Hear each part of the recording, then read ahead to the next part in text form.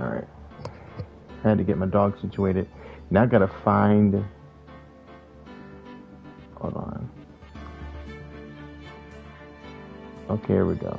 We found that stream quake. See, now why was it being so weird when I was doing the same thing for Last of Us? It did not make it this easy. I'm gonna go grab some water. I'll be right back. I know the stream just started, I know, but we gotta get situated before we really get into this.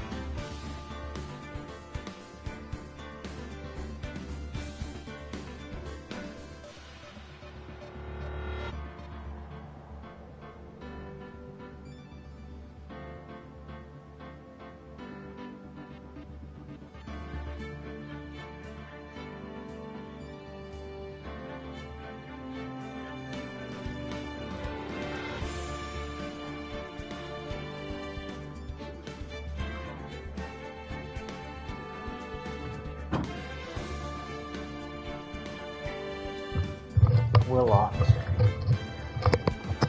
Alright.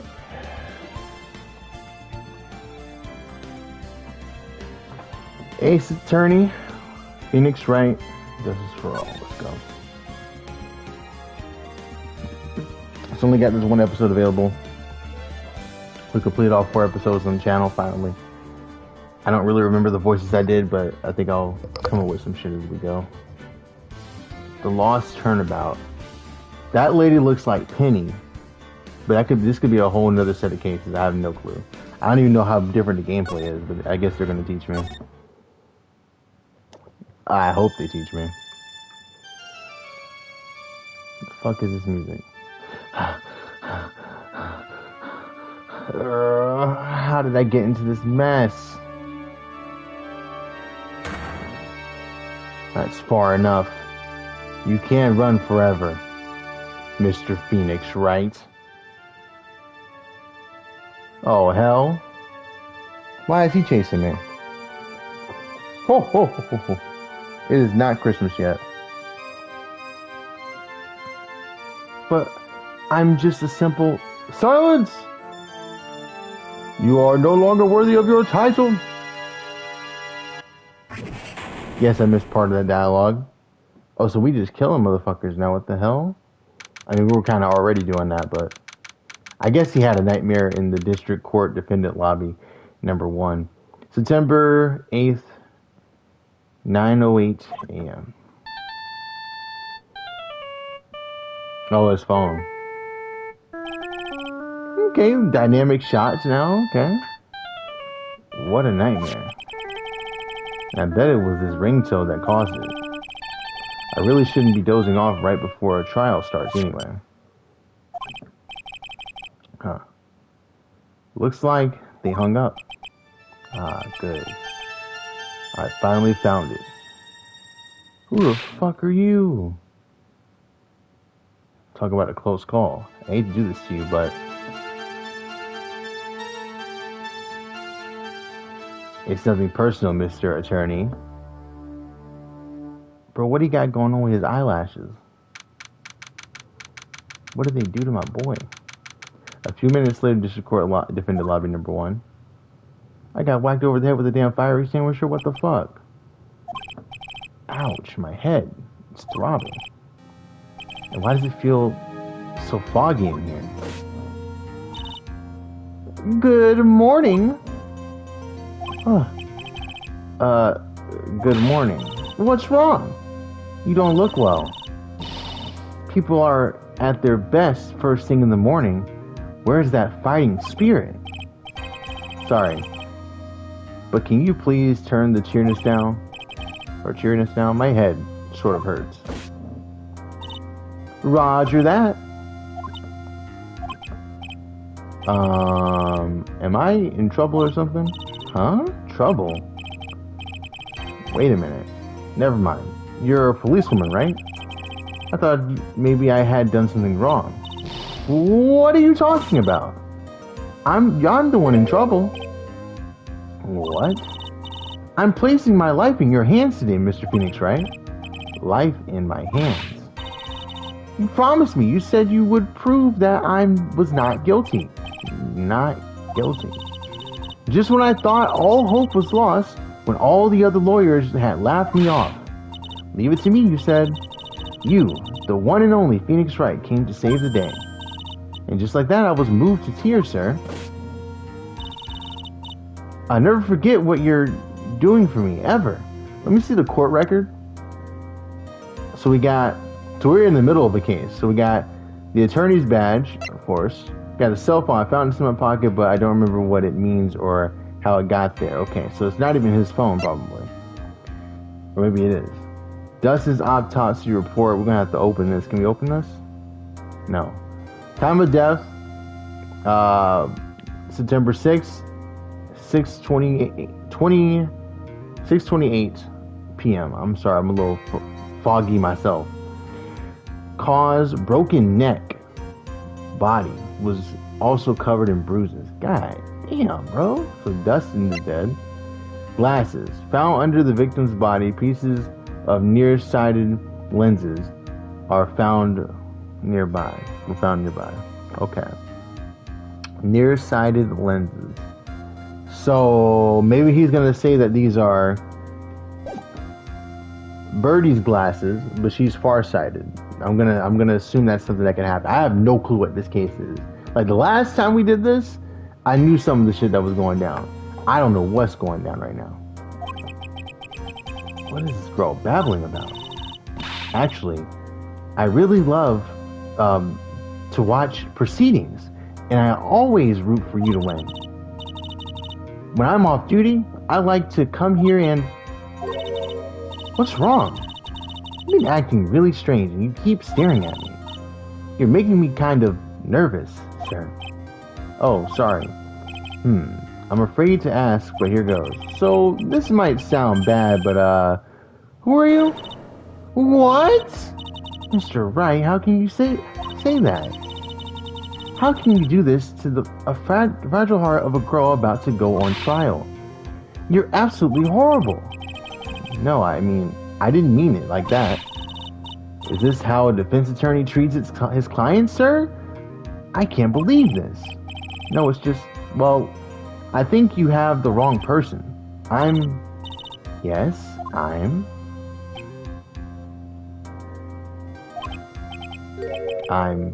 who am I? Why am I drawing a blank? The trial will begin shortly. Oh, the trial will begin shortly. Will the defendant or her lawyer please proceed to the courtroom immediately? The trial's about to start. I'm counting on you in there, okay? What with the feathers in her shirt? What is she, a Girl Scout? I have no clue what's happening. I guess I must have amnesia. Let's see. What can I piece together? From the sound of things, it's probably safe to say that I'm a defense attorney. Yep. And that girl, I said I'd prove her not guilty. I can't believe I made such an irresponsible promise. Someone please tell me this is a bad dream. Why do I get the feeling this is one dream I won't be waking up from? This is an interesting first case already. This dude cracked him over the head with a damn fire extinguisher and nobody was around to see it? Where the hell is Gumshoe? Is Edgeworth in here? Who am I going against? September 8th, 10 a.m. Yeah. Oh shit, it's my boy, Max Payne. I think this is his name, right? Oh wait, it's something else. Something in pain. We'll see. Let me see. Court record again. Can I look at profiles? Oh shit. Maggie Birdie, age 22, my client. The only thing I can recall is that she's a policewoman. Dustin Prince, age 30, the victim, a policeman It seems that he was dating the defendant, Maggie Birdie. Bro, what? It couldn't be me, bro. Alright. I'm not saying that, them being together is, well, it's just the age gap is crazy. But it's not illegal, so. Court is now in session for the trial of Maggie Birdie. The prosecution is ready, Your Honor. I remember his voice. What is it, Mr. Wright? Are you talking to me? Do you see any other defense attorneys here? I guess not. Now then, are you ready? Nah, I ain't ready. Nah, not ready. Wait, if I said no, would that be alright? Of course it wouldn't. Then why bother asking to begin with? Actually, you see, Your Honor, my memory is kind of... The courtroom will not hear the defense's excuses. Because the defendant is a member of the police, this case is under great scrutiny. Therefore, we must make this trial fair but swift. I believe I have told you this before. I hope you're not telling me you've forgotten. Actually, I have. Yes, Mr. Payne, your opening statement, please. Yes, Your Honor. As I'm sure you're well aware, the defendant is accused of killing her lover. What's worse, her lover was a fellow policeman. A policeman? You did what to a policeman? It wasn't me! And besides, Dustin and I weren't lovers like that.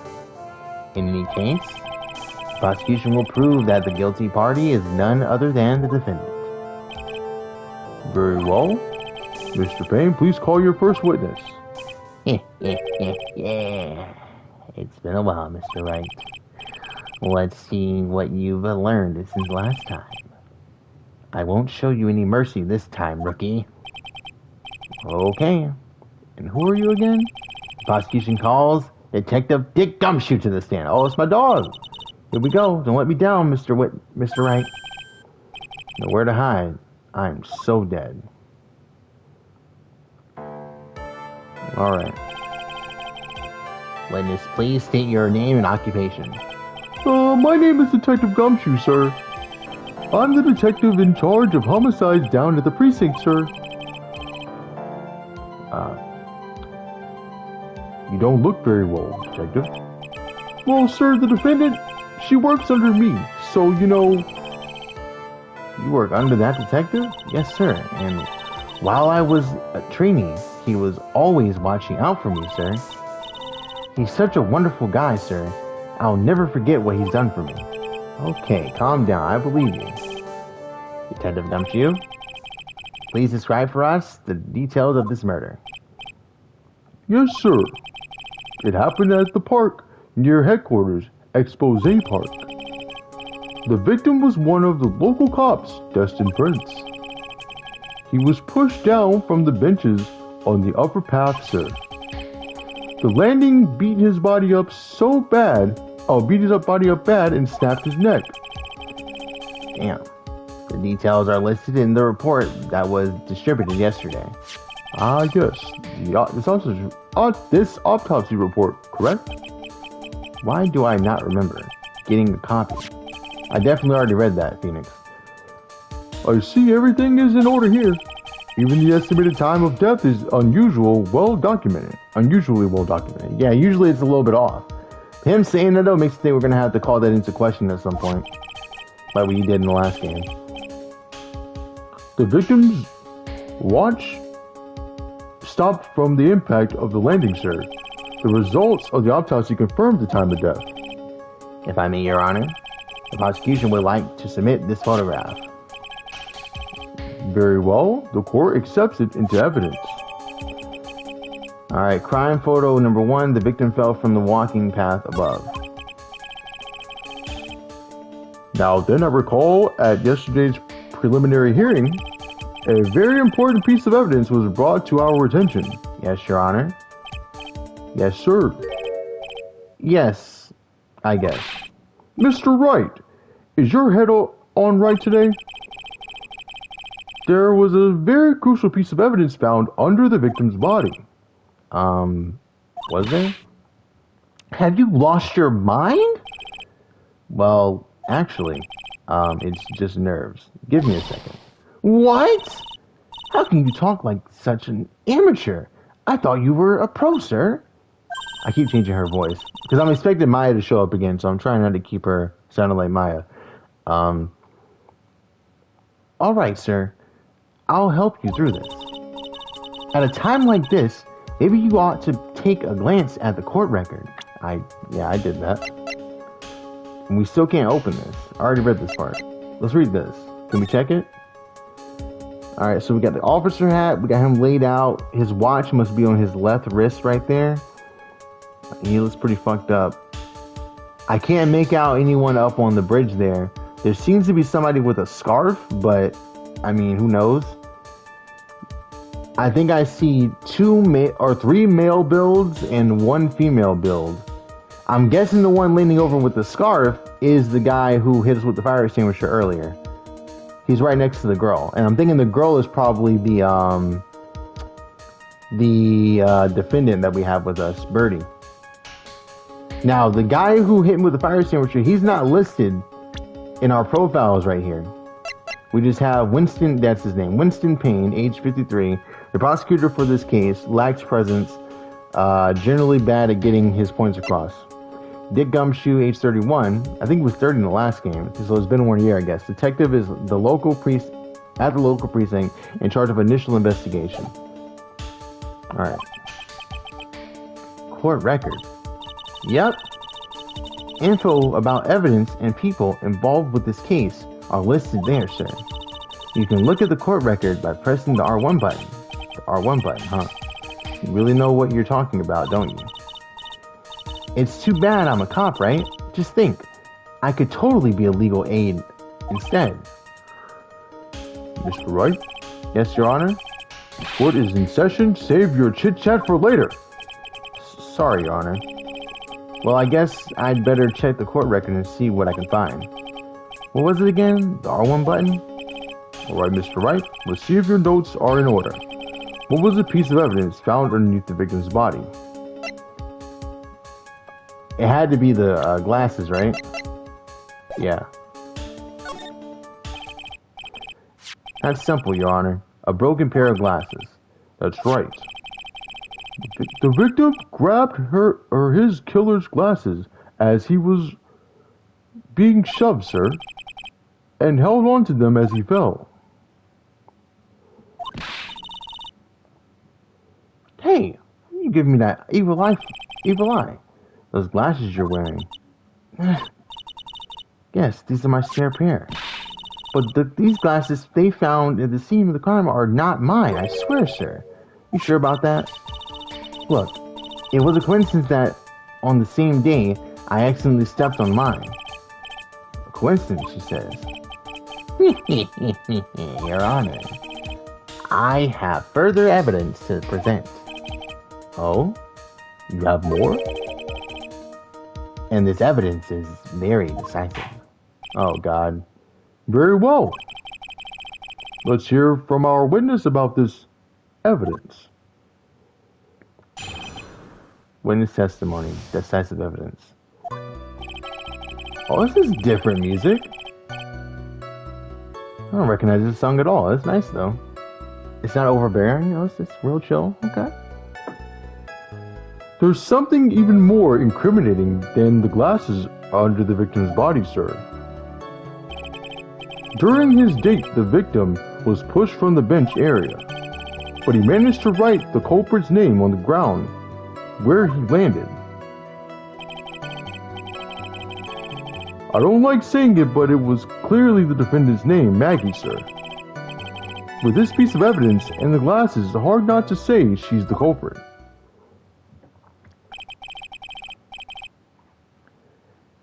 This is a picture of the writing, Your Honor.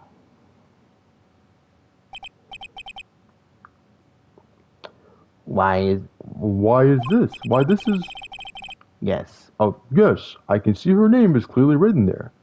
Now, again, I just want to point this out because I don't want to keep beating a dead horse. But it says pieces of nearsighted lenses.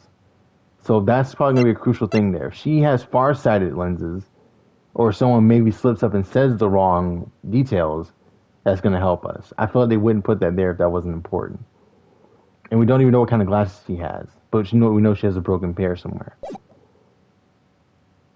Alright.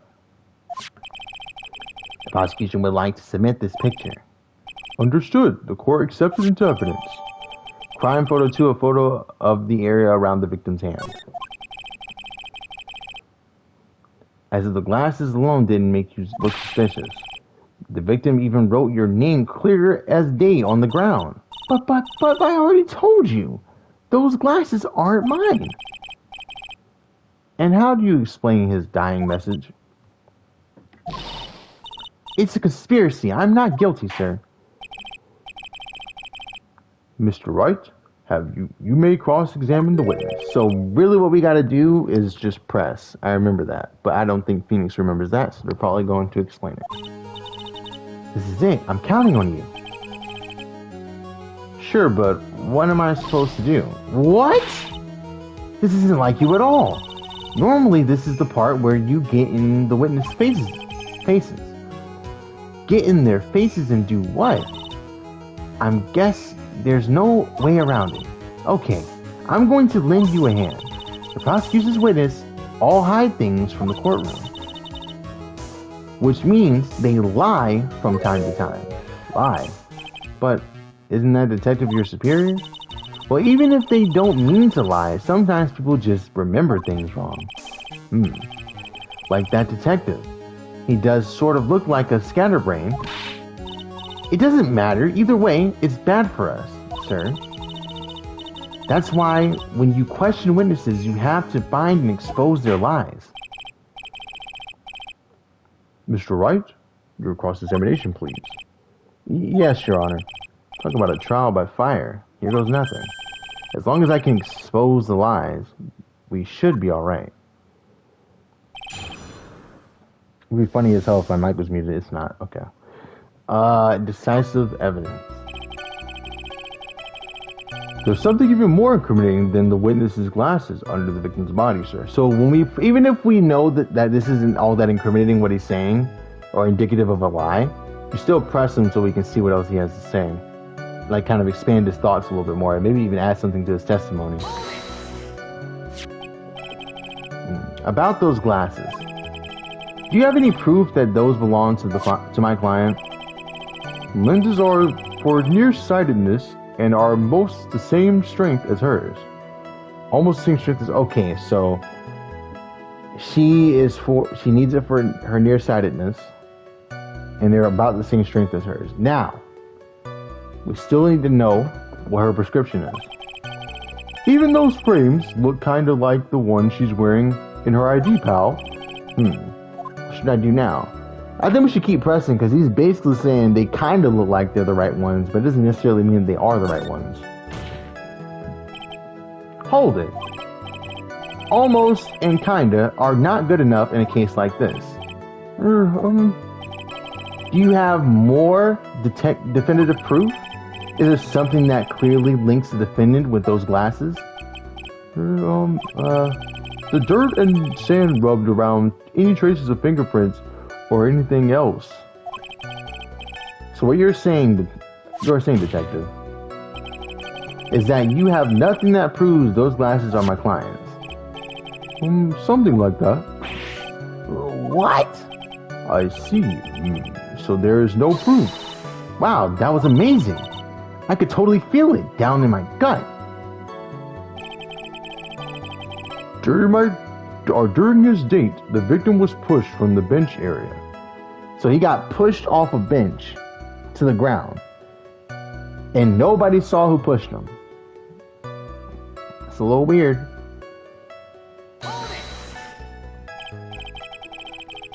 Now you're sure he was pushed and that's how he fell? Yeah, pal. If you look at the wounds on the victim's body, there's no way it was anything else.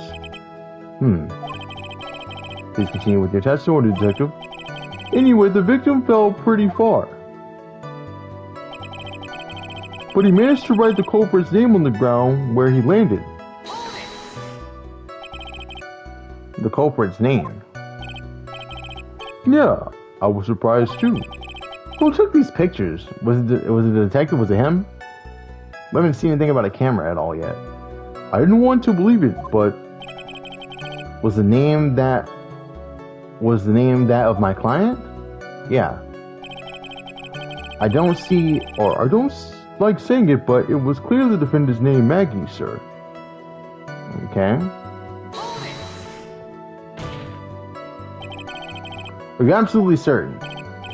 Sorry, pal, but that's what it said. I don't think he should have pressed on whether or not it said her name. It should be pressed on what he was writing.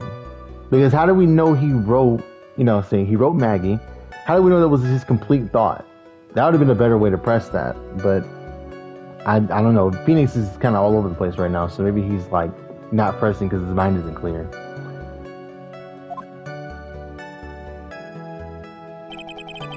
This is a picture of it. No matter which way you look, it still says Maggie.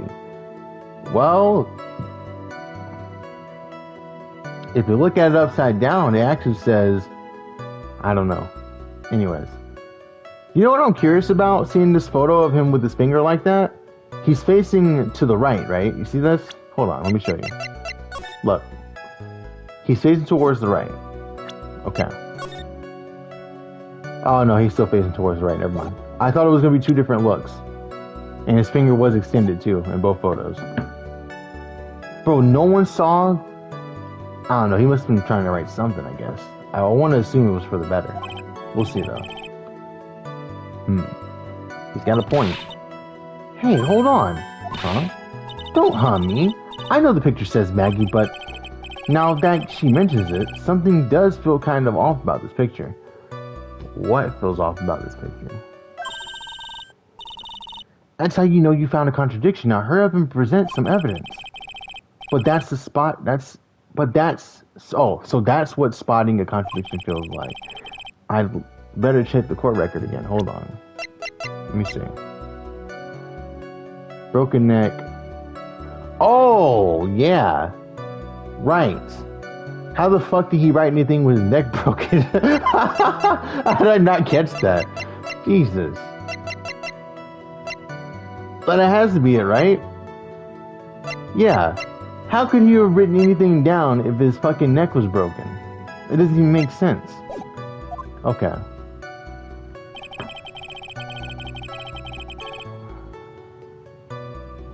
With this piece of evidence and the glasses, it's hard not to say she's not the culprit.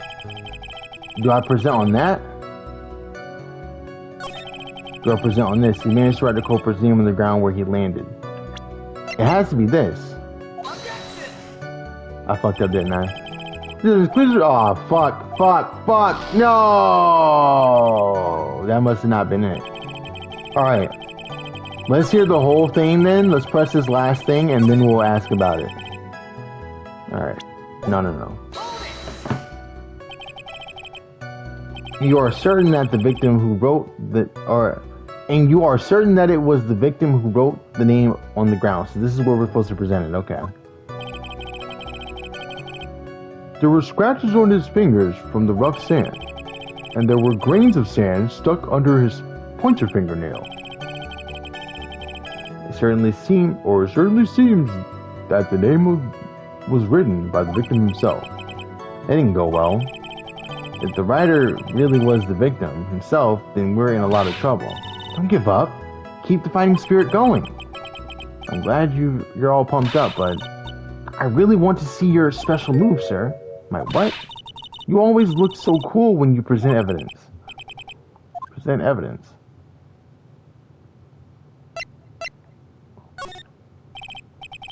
Actually, I was just thinking about that. Yes, the Great Phoenix Wright is back. Oh, that's right. Huh? I heard that lately you can present not only evidence, but people's profiles as well. It sure makes things a bit more complicated, so be careful. People's profiles, huh? Alright, let's give this a try. Another try. Alright. So we need to get to the last bit of dialogue and present. I don't think I need to present the profile. That doesn't make sense. Let me see.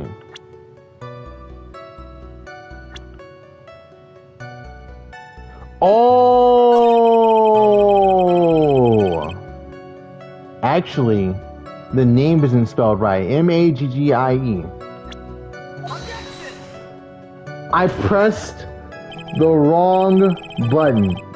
Fuck. How did I do that? Oh my god. I'm glad this is the first case and it's easy. I'm over here blundering like a motherfucker. Yeah, present here. Profiles. We got it. We're good. Okay.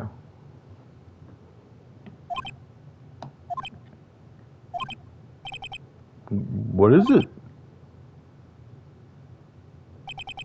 What?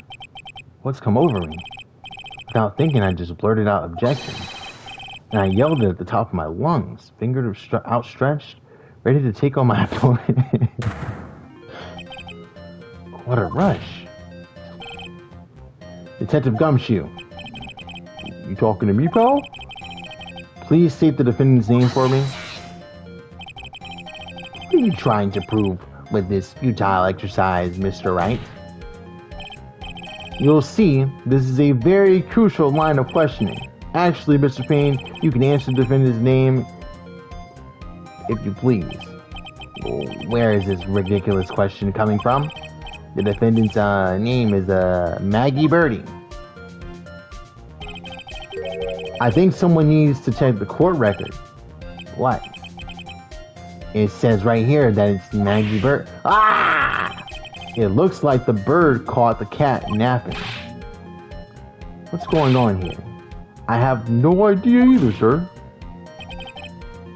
As you can see, the victim did indeed leave a name, Maggie. However, the defendant's name is actually spelled M-A-G-G-E-Y. This is a blatant contradiction of facts. Oh, how about that? I hadn't even noticed. But maybe the victim didn't know how to spell her name correctly. Impossible.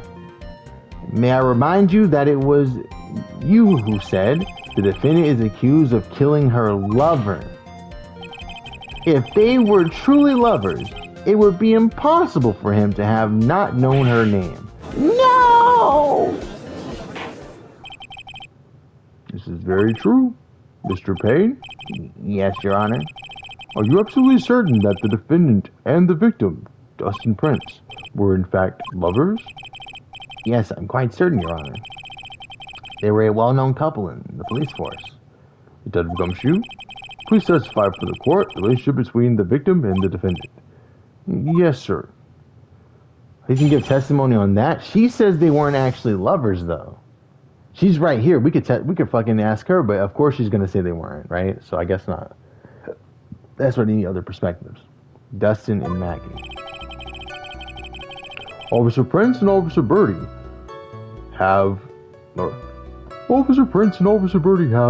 had been going out for about half a year. It sounded like they were even talking about marriage. The day of the incident just happened to be the victim's birthday, sir. Officer Birdie had gotten Officer Prince a present. It was something she had bought over 2 months ago. I should know because she came to me to ask what she should get for him. Oh, those two sound like they were close. Nevertheless, tragedy struck. Yes, I see. You may cross-examine the witness, Mr. Wright. Alright, so how do we contradict them being lovers? Officer Prince and Officer Birdie had been going out for about half a year, so he's probably going to slip up in his wording here. That's what we got to do. How do you know about this? Every year in March, we have a training camp for us cops. Officer Birdie was a rookie at the time, and she and Officer Prince seemed to hit it off. They got close, I take it. Actually, I was supposed to go too, but I couldn't pay the deposit for the trip, so I didn't. If only I had gone on that trip. What is it? Oh, nothing, sir, really. Anyway. It sounded like they were even talking about marriage. Marriage? But wasn't the victim 8 years older than her? What? You're saying a guy's gotta marry someone the same age as himself, pal? No, that's not what I meant at all. Ted Gumshoe and Dustin were only a year apart, you know. Ugh, I think this fella has a ways to go before marriage. You know what I'm starting to think? I think Gumshoe actually just saw them working out and hanging out together, and he got jealous because he has a crush on Birdie. So he assumed that they were trying to get together. But they might have messed with him at some point, talking about how they were going to get married just to mess with them. And he thinks that they're lovers. Because it's only on his account. We don't have anyone else saying that they were lovers, right? It's just him. This is the key witness for good old Winston Payne. Mind your business, pal. Alright. The day of the incident just happened to be the victim's birthday, sir. I got a trophy for that. The day of the incident, you mean September 6th? Yeah. The victim, Officer Prince, had just gotten off duty at 5:30 p.m. that day. And since Maggie's night shift hadn't started yet, they met at the park for a bit. I remember when I was young and in love. Oh, it was a jolly time. I bet it was jolly, Santa Claus. That's great, Your Honor. I'm glad you're such a cheerful old man. Maggie, Officer Birdie had gotten Officer Prince a present. You seem to know a lot about the defendant.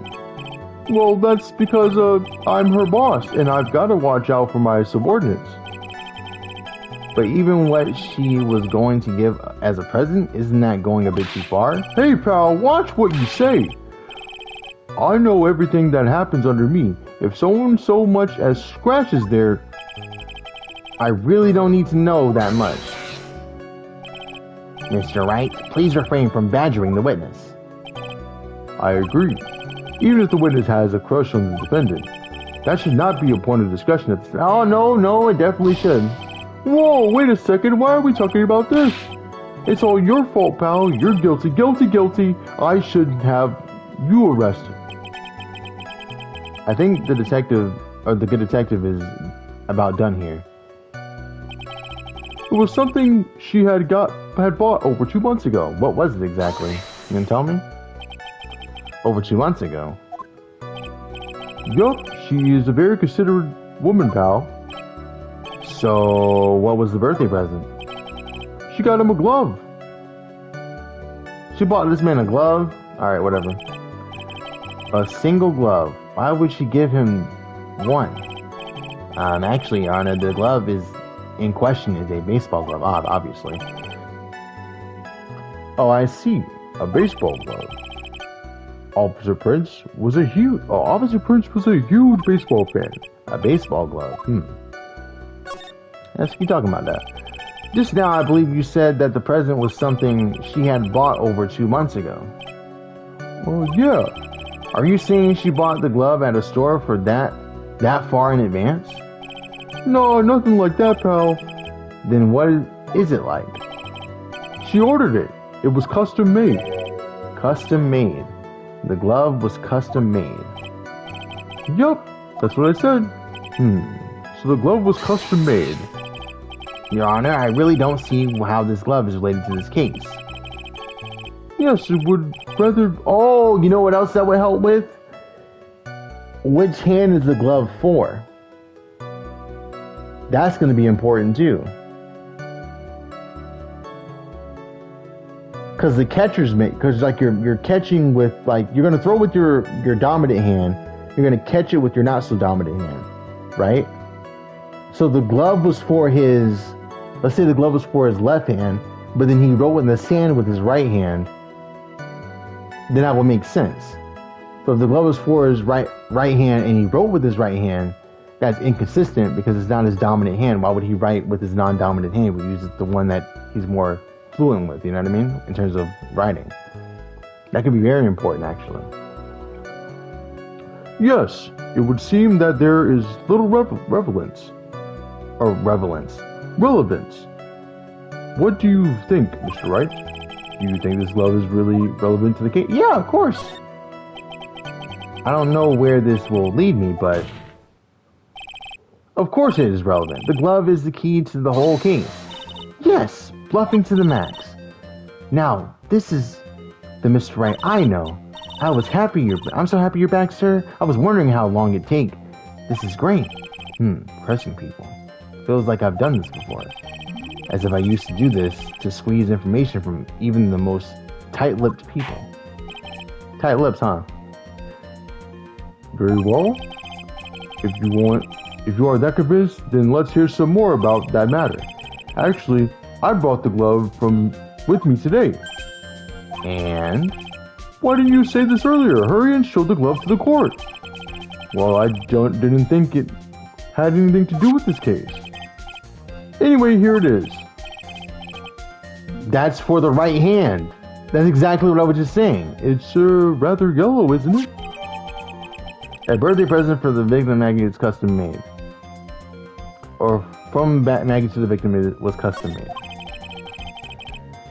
See, if you look at it, the thumb, you know what I mean? That's the right hand. So, and I'm pretty sure, I'm gonna look at this photo again just to confirm. Yeah, that doesn't make sense. He couldn't have wrote it. Someone else had to do it for him. Now, it's possible to write with your left hand in the sand, but this game isn't like reality. Like, a lot of the stuff that happens in the courtroom probably would never happen in real life without someone being held in contempt. So, we have to go with that kind of logic because of the game.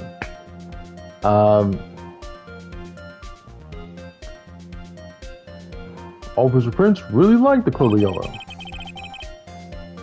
And that's why you had to special order it? Yep, that's right. That and one other reason. What's the other reason? I think the courtroom has heard enough. It is clear that the victim and the defendant were involved with each other. Yes, that's correct, Your Honor. Now, if that's true, it brings up an important question. Was the name Maggie really written by the victim? Exactly. I see your point, Your Honor. Detective Gumshoe, please tell the court a little more about the name on the ground. Yes, sir. Writing on the ground. And then this is how we get him. He's going to talk about writing on the ground, and then we're going to use the glove. We're good. We first looked into the handwriting. Unfortunately, we couldn't confirm that it was the victim's handwriting. Next, we checked the victim's pointer finger. We found that there was sand trapped underneath the victim's fingernail. There were also scratches on his skin that were caused from him hitting the ground. From this, we could confirm that the victim wrote this name with his right hand. So we're going to have to present the glove on that last one. Now, I'm going to just press on everything anyway, just to like hear what else he has to say, to probably kind of confirm my suspicions, perhaps get a little bit more detail, but we'll see. Yes, a very logical conclusion. Now then, Mr. Wright, you may cross-examine the witness. Thank you, Your Honor. Here we go.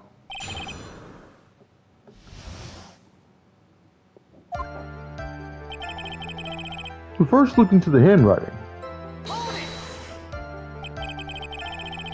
But can you really determine handwriting based on the sample written in the sand? Exactly.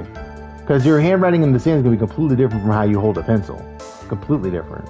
Like finger painting versus using a paintbrush. This is why amateurs are amateurs. We're not a bunch of simpletons, pal. Scientific investigation in this country is actually pretty good. I believe it's time to get back to the real point. Agreed, Your Honor. So what was the result of the investigation? Let me get some water.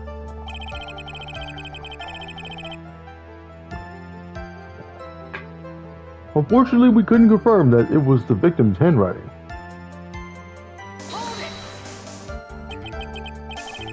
So in the end, you couldn't confirm it. Let me save real quick so I don't fuck up and get stuck.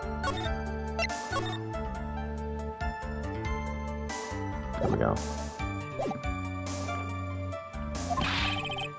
Hey, don't look down on us. I told you, we're not a bunch of simpletons, pal. Everyone knows you can't find out everything you want with scientific investigation.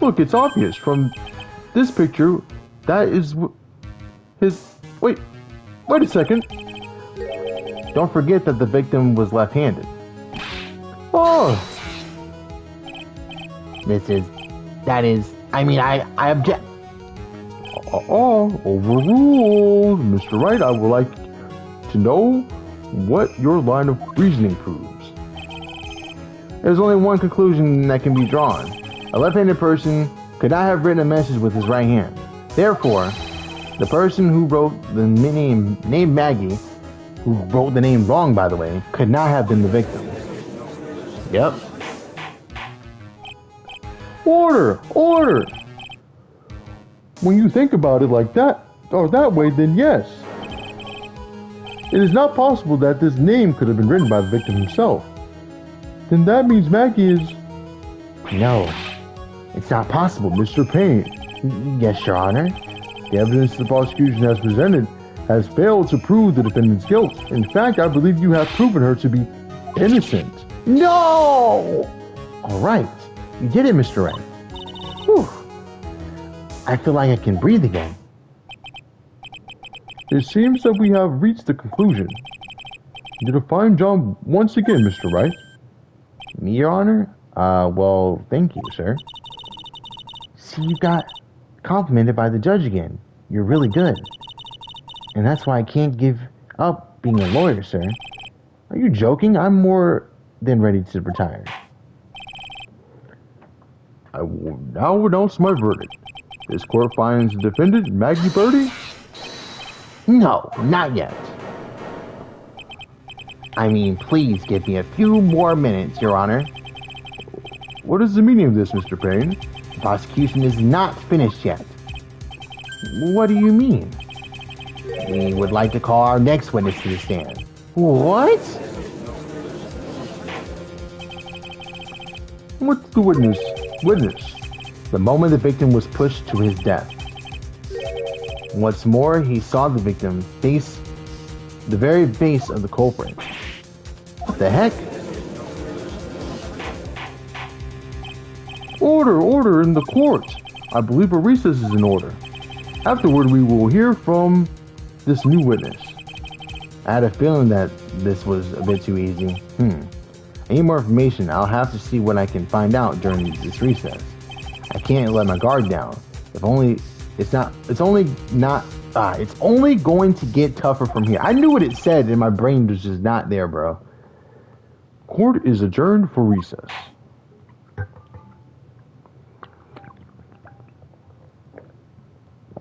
Alright. I'm pretty sure we're about to win this case. Pretty sure this is almost over. Oh, it's already saving. Good. Definitely needs to save. We can knock out this whole case. I'm assuming that it's not gonna, like, trap me here. Like, it's not gonna be a ridiculous, overstretched or whatever. December 8th, 11:43 a.m. So I'm guessing we have recess until 12. Amnesia? I can't believe my lawyer is trying to defend me in such a state. Why didn't you tell me, sir? I'm sorry, I didn't mention it to you. Oh, I know what to do. I heard you can fix something like this with a really strong shock in your system. Come on, lower your head a little. A Maggie cake should be all you need. No. I'll pass on this one. Come on. I'm sorry. Whenever I see someone in trouble, I have a hard time leaving them alone. I tend to stick my nose where it doesn't belong and try to tackle everyone's problems. Well, my head's on one problem you won't be tackling today. Maybe she tried to help out the person who actually did it and he thought that she liked him. So then she saw him with another person and he killed Dustin. Bit of a stretch, but that's just, I don't know. I'm just paying attention to what they're saying. I'm jumping on everything, bro. I don't know. I'm just saying my thought process out loud. Well, we're here to solve your problem first. We can deal with mine later. For now, do you think you can fill me in on a few things? Of course, I'd be honored to. Well, I guess We'll start with my name and then I can tell you about me. No, that's okay, really. I think I know you and your name pretty well by now. I was wondering if you could help me figure out a few things about myself. My name is Phoenix Wright. What a weird name. This is serious. You really don't remember. I'll tell you what, sir. You can have this back, and maybe it'll help. This is a business card. I got it from you. It's my most prized possession. You can borrow it for now, but please give it back, okay? Okay. There are some numbers written on the back. Oh, that's your cell phone number. This business card is the business card. I hand wrote my cell number on the back. I guess for now, we should stop talking about me and start talking about this case. This case? Yep. Can you think of anything that would be helpful for me to know? What can I tell you? I can't think of anything other than the incident and that cell phone. Yeah, your eyes lit up when we talked about it in the detention center. Hurry up then and tell me this might be very important. Okay, Roger. It was on the day of the crime, just before 6 p.m. I picked up a lost cell phone while on a walk with Dustin. A blue Badger shirt or hoodie? What the fuck? All of a sudden, the phone began to ring. Hello? Oh, thank you. I've been searching for my phone. Is this yours? Oh, I'm glad you called. We can meet up and I can give this back. Alright. Be right there. I'm sorry, I didn't catch your name. You can call me Maggie. Oh, and then he heard her name. So the person whose phone this belongs to is probably the killer, like I was saying. She probably helped him out or something, and then he freaked out for whatever reason. And he knows that her name's Maggie. He doesn't know how to spell it, though, because why would he know how to spell it? Even if I was the killer, I would have thought her name was, Maggie too, or, Maggie. That's how I've always spelled it. Anyways, I think even my Red Dead character was named Maggie at one point. We agreed to meet up at 6 p.m. Justin and I waited for the person to show up, but they never did. So where's your phone? So is this the phone you found? I gave it to you yesterday. Huh? To me. Is it that phone in my pocket? You mean this? Do you think it has anything to do with the murder? I don't really know, but if my eyes lit up... Ah!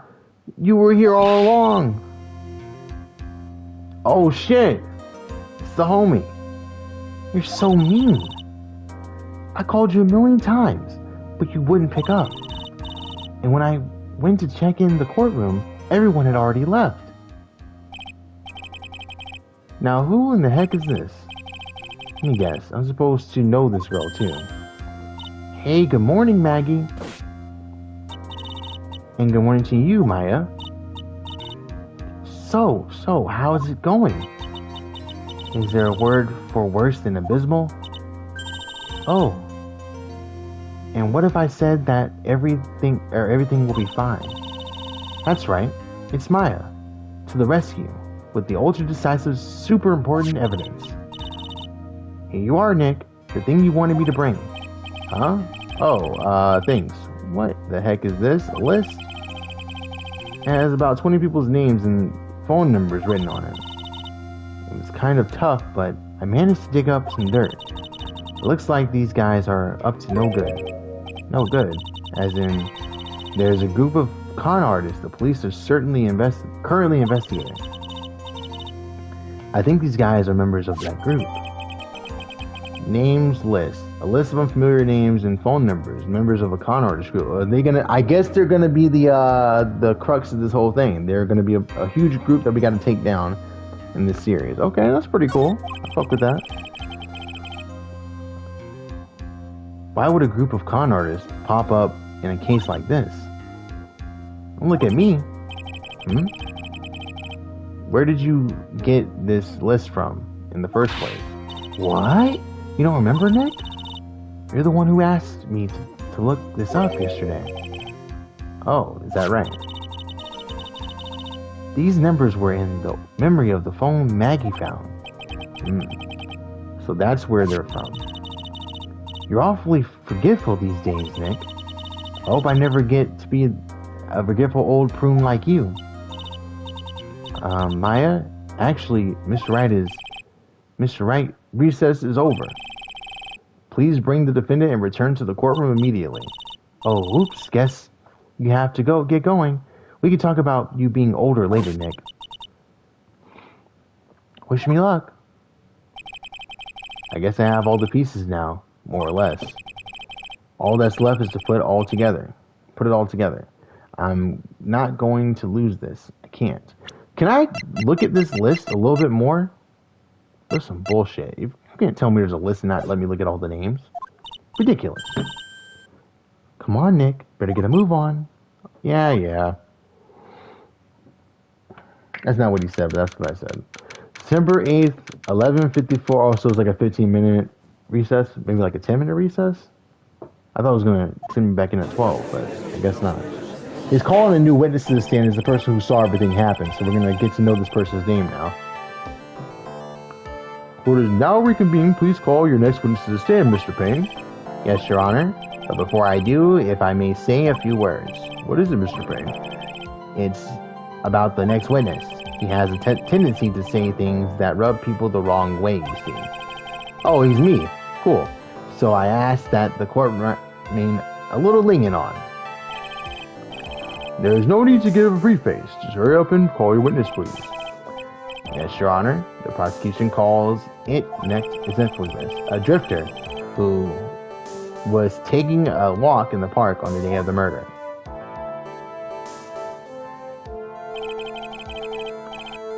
Please state your name for the courtroom, witness. Before I do, I don't know what I'm supposed to do with this guy. We'll figure it out. I want to do like something obnoxious and like preppy, just because he got the scarf. And he's supposed to be like a drifter though. That's why he's got a little eye makeup. Something like menacing, I guess. Before I do, I'd like to clarify a little something. Huh? Alright, go ahead. Just now, you introduced my wonderful self in the court, correct? Oh, it sounds like, that doesn't sound like how he's supposed to talk, what I was just doing.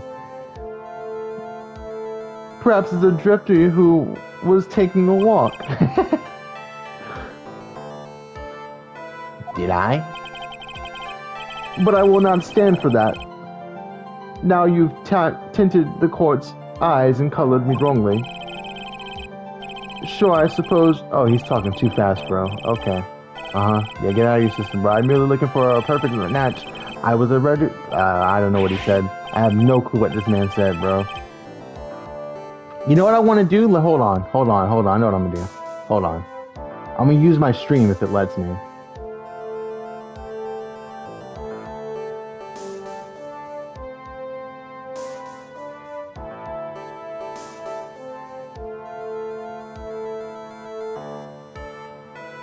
Okay.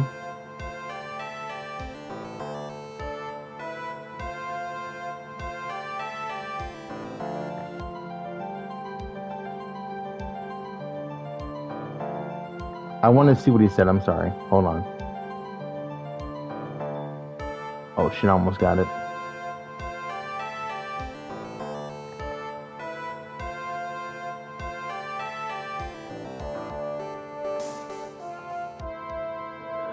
Sure, I suppose calling me a university student would not be the absolute truth, but to give in and just settle would be as evil as a death, and I can't have that. Everything in my life is to be of the utmost, highest top-grade quality.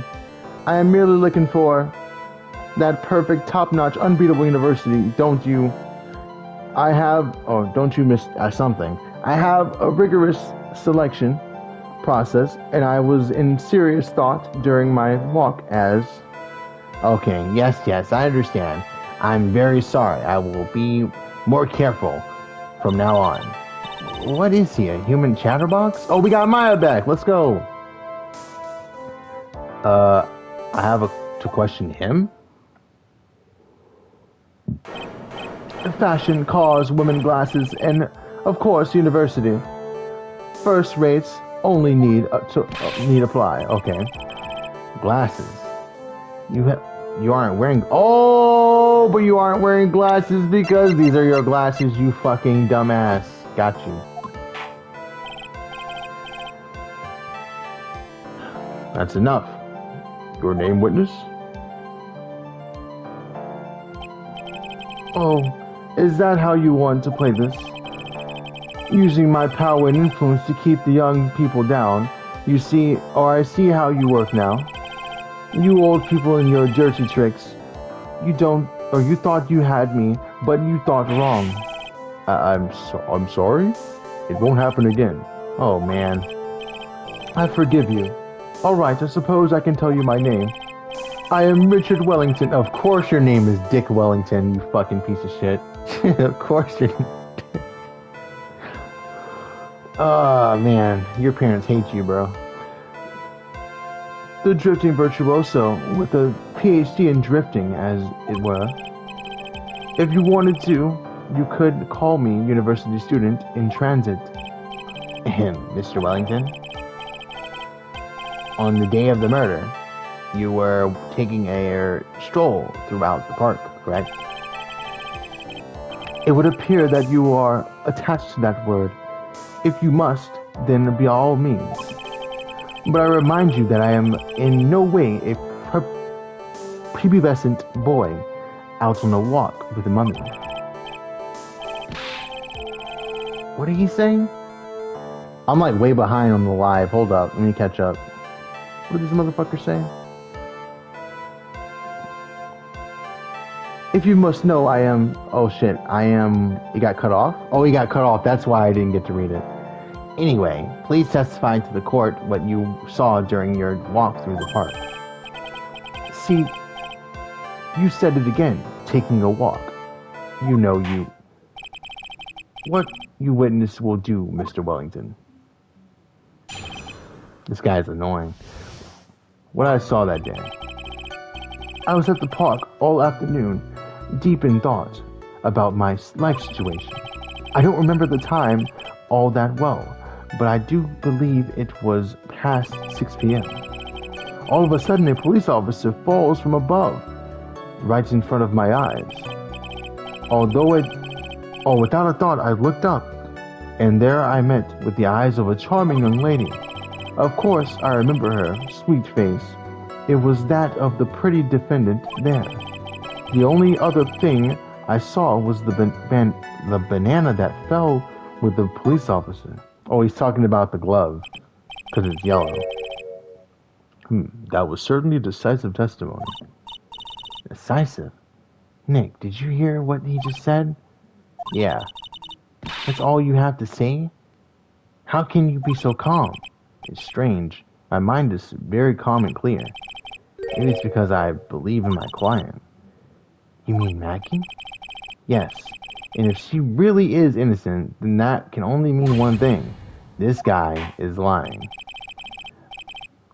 You may now question the witness, Mr. Wright. I'll find out the truth no matter how well you craft your lies.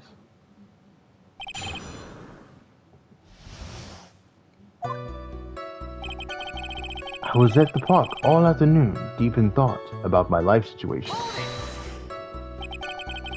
You were at the park all afternoon. You seem to have a lot of free time. That was very rude of you. But then again, what can I expect? That's what you get from a man who graduated from a no-name trashy university. No name? Trashy? Now, this might be hard for you to mush-headed, for a mush-headed, feeble-minded baboon like you, but I have to think very carefully about the future of our great country.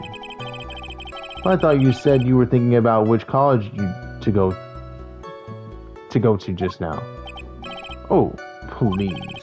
Which university I go to will directly affect the very future of this country. That arrogant little snot. I don't remember the time all that well, but I do believe it was past 6 p.m. Let me look at, I want to look at the evidence. How do you know what time it was? I see you're not wearing a watch, so... Oh, he looked, of course, because he looked at the victim's watch.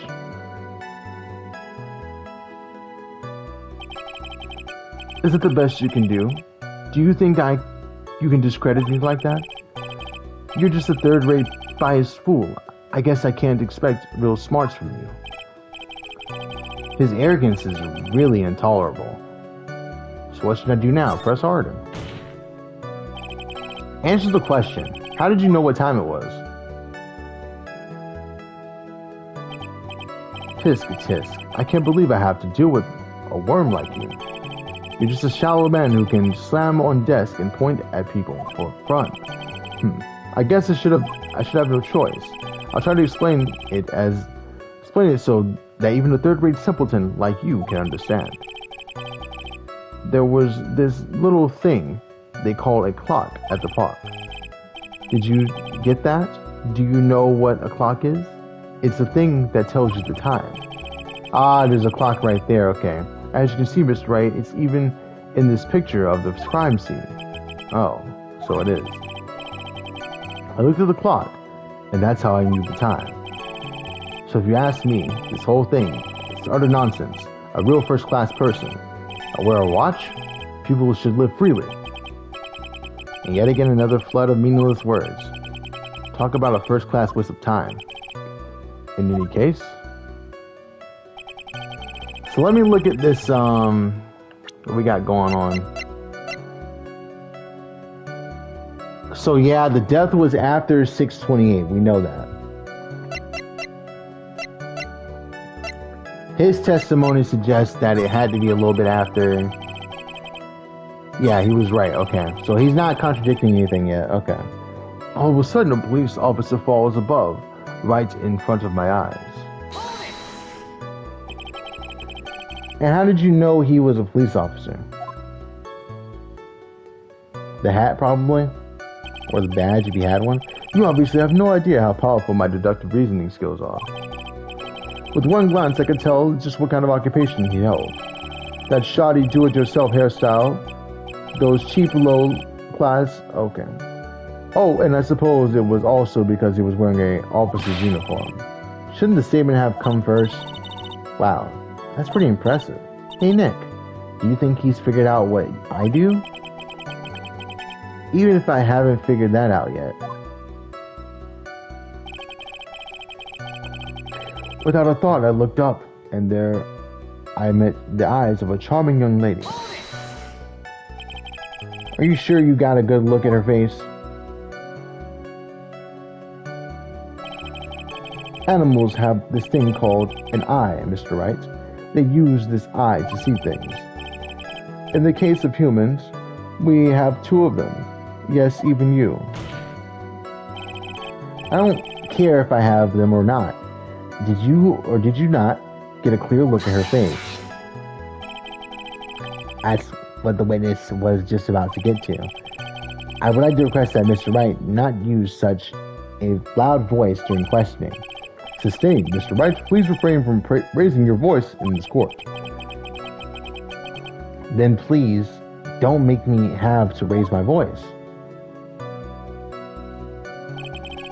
Are you finished? I'd like to continue if that's alright with you. Of course I remember her sweet face. It was that of that pretty defendant there. Where is the defendant? Because I'm sitting next to Mia, big dog. Or Maya. So you're sure you're not mistaken? Please don't confuse your pitiful train wreck of a life with mine. I'm what you call a famous brand name product, while you are only a cheap imitation. There is no way someone as magnificent as myself could have made a simple mistake.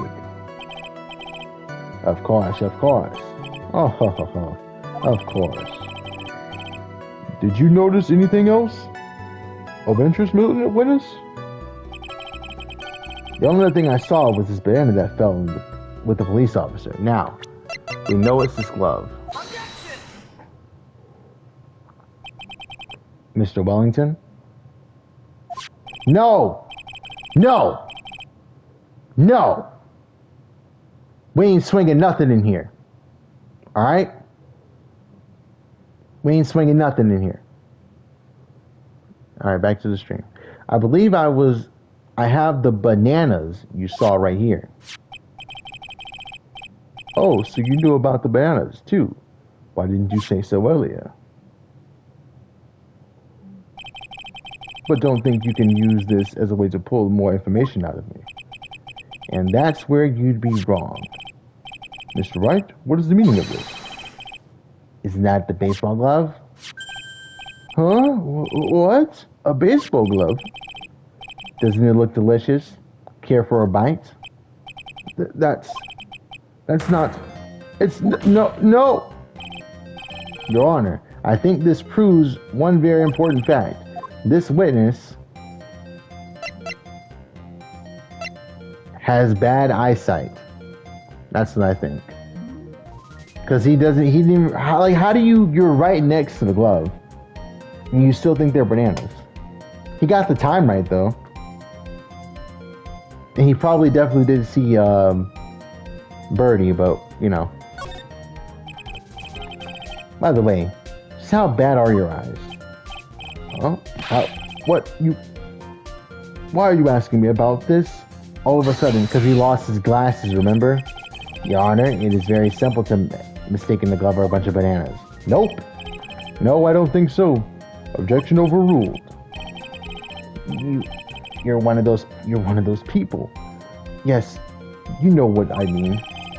You're like those people who refuse possibilities in the end, view from afar. And that is why I asked you, how bad is your eyesight? They're both 2200. Damn. I suppose you're going to tell me that's terrible, right? How the fuck do you get 20 and 200? Jesus. Why are you not wearing your glasses today then? Because they're broken. That's because I lost them recently, you see? Yeah, they're right here. I got them. They're right here. Of course. I was planning on getting a new pair made right away. But you know, my glasses are no ordinary glasses, so to replace them... How about when you witnessed the crime? Were you wearing your glasses then? How about it, witness? Hold on. So I thought... Where's the picture? No. So remember earlier I was saying the guy up top was this guy right here, Wellington, because of the scarf around his neck. But he's down here, so maybe this guy fell on top. How did you fall? Maybe he kind of fell, and it like surprised him, and his glasses fell off in the process. But that doesn't make sense. That doesn't make sense. Because we think he's the one who pushed him off the ledge. So he couldn't have been down here when it happened. So maybe he pushed him off and his glasses came off in the process, and then the guy fell on top of his glasses. That makes more sense. Yes, there's a clock there. And the only reason he knows what time it was is because he probably heard us talking about it leading up to this point. He's smart enough to deduce that he needs to know that information. You are an unrelenting evil man. You're like one of those courageous, burned... Which boils down to you were not wearing your glasses at the time. Therefore, the identity of the woman at the scene of the crime and that of the defendant cannot be proven to be the same by this witness.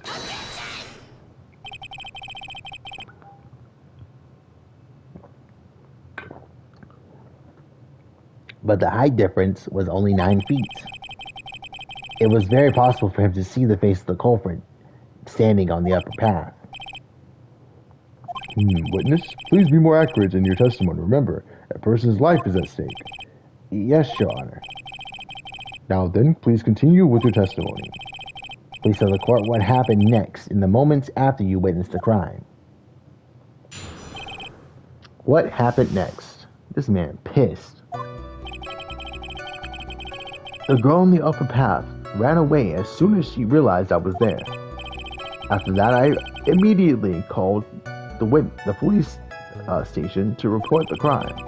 It must have been 6:45 p.m. when I made that call. Let me see.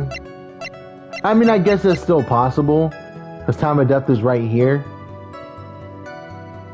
Nah, why would it take him so long to make that call, though? That's probably what we're going to have to present. Why would it take him so long to make the phone call? Maybe it just took him a long time to find a phone, but no, I think we have his phone right here in our pocket. He definitely had his phone on him, because that's how he was trying to find... No, he got his phone back, right? Did he think that they stole it from him? I don't know. We'll see. They must have a lot of free time on their hands since they showed up within 10 minutes. So the person who was on the upper path saw you and then ran away. Yes, that's correct. Which is why even someone without a superior brain like mine can understand that. This girl is the murderer. You may question the witness now, Mr. Wright.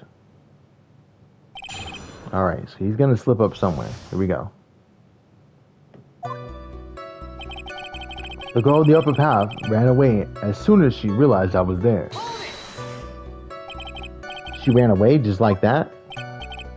Yes, she did. She saw me and flew the nest, like the guilty bird she is.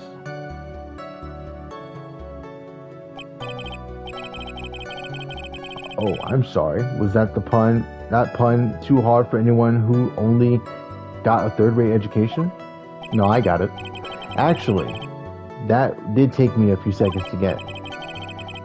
Anyway, if she ran away the instant she saw you, how could you tell it was my client? The witness had already answered that question. He stated that the defendant is the culprit.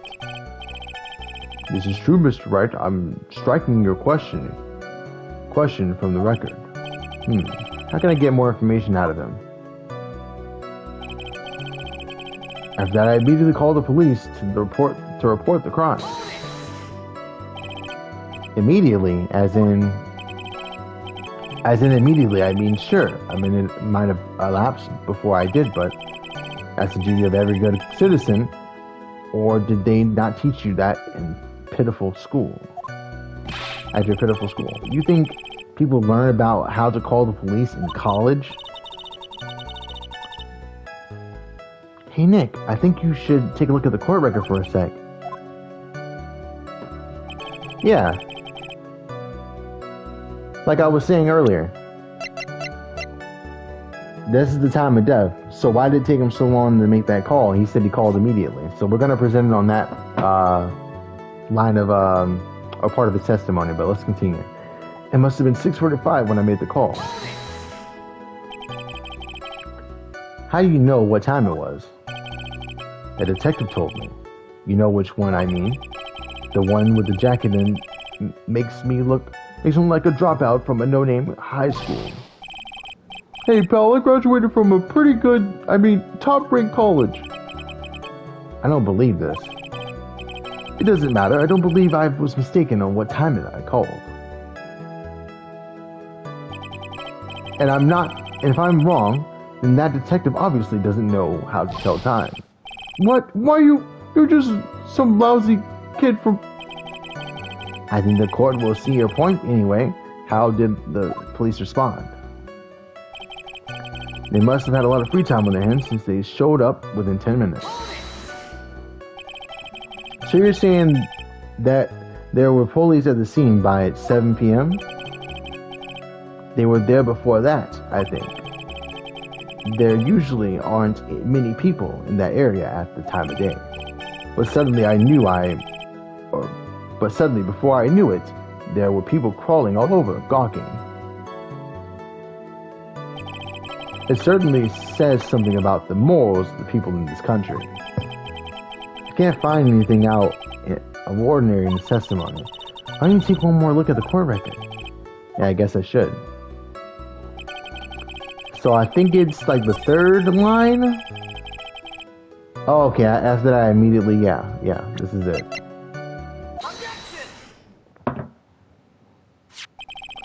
Mr. Wellington, would you please take a look at this? You mean the victim's autopsy report? According to this, the murder occurred at 6:28 p.m. So what of it?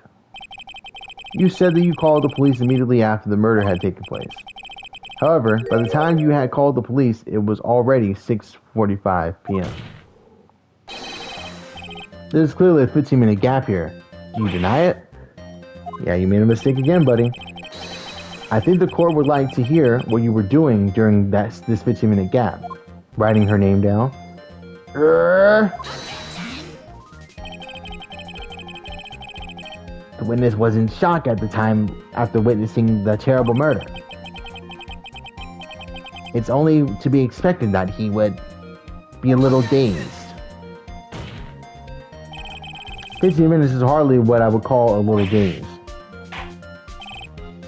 Mr. Wellington? Yes? Explain yourself. What were you doing during those 15 minutes?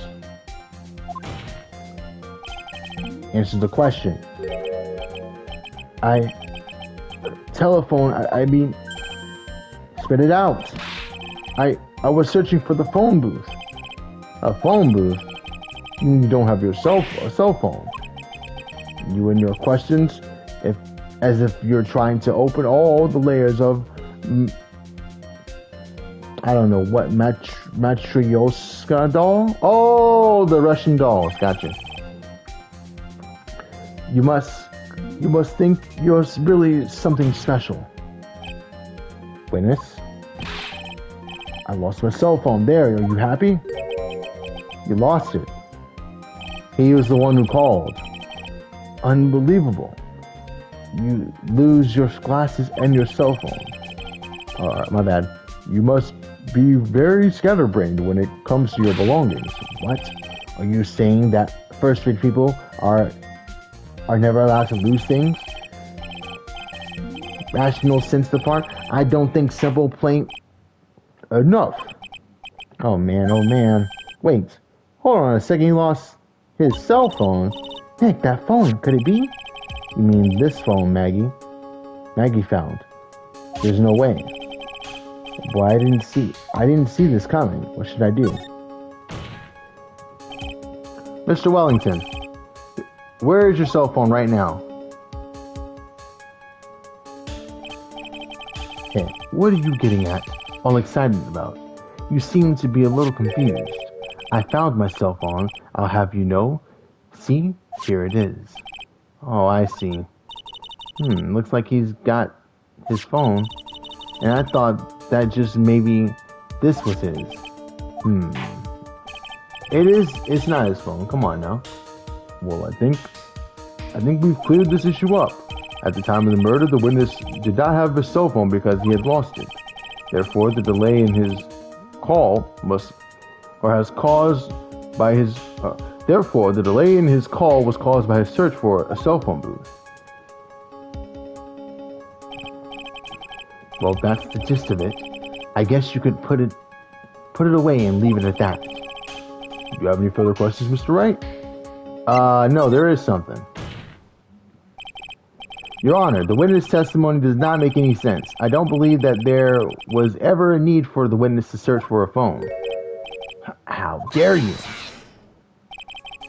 You can't just make outrageous claims like that. You do have some sort of proof, don't you? Well, yeah, of course. This evidence should be good enough, I think. Alright, let's have this proof then. Please present proof that the witness had no need to search for a public phone booth. Right here. Maggie found this in the park. She got in contact with its owner, but they never showed. It's very simple. This is the evidence that backs up my claim. And yet again, you have presented the court with an obtuse, meaningless item. Huh? It's obtuse and meaningless. Don't you get it? I don't get it. Oh, I don't get you at all, Nick. Why do you think he wouldn't need to look at a phone in the first place? Well, that's because I was looking at the evidence and it just hit me.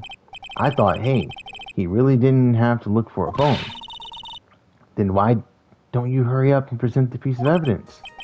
Now, what was that piece of evidence again? Right? That wasn't it? Oh, we don't really know if that's his phone or not. I got you.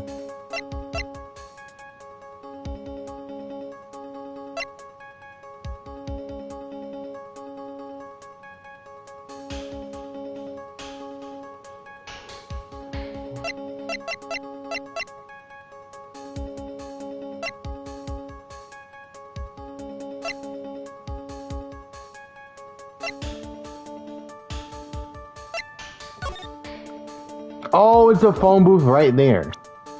Of course. Whoops. That's it.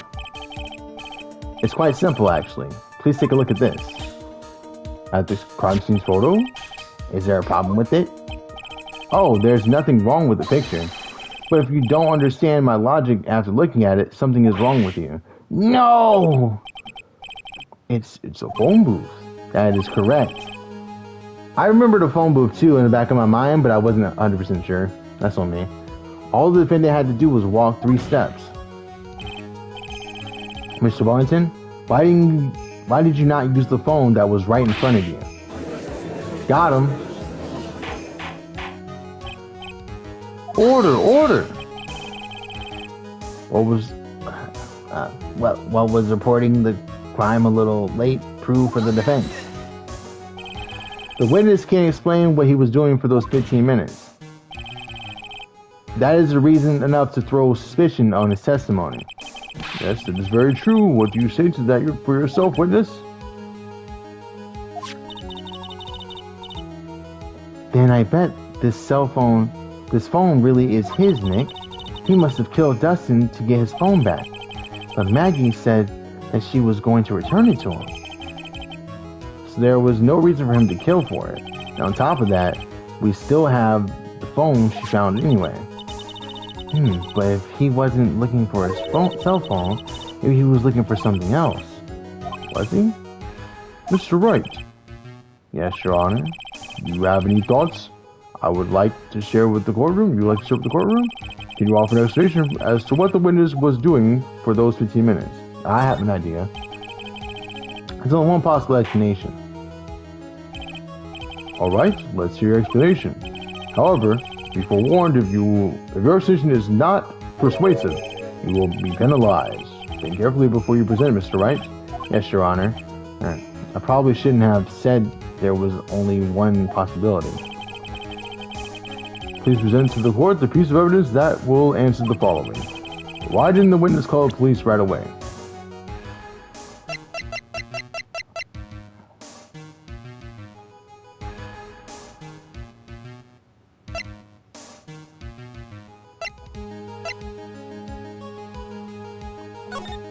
It's gotta be this. He had to be doing this. Because it wouldn't be a quick process to make someone write out someone else's name. But he also didn't have his glasses, he probably couldn't see. That's not it though. It has to be this. We'll just go for it. If we're wrong, we'll figure it out. Process the evidence, you would need to be convinced. Perhaps. That's not. Oh, okay. Yep. Cool. Cool beans. Alright, let's save real quick. We're doing terrible.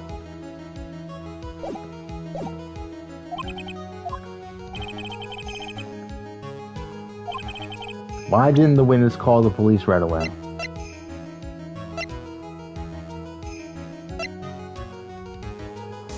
profiles?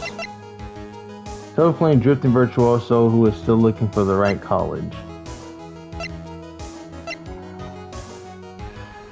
The victim of policeman is to be dating the defendant.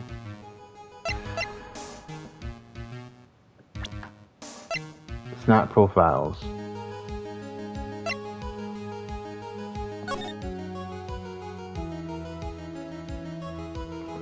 Maybe it's this photo. He was too high up. Cause how could he? Nah.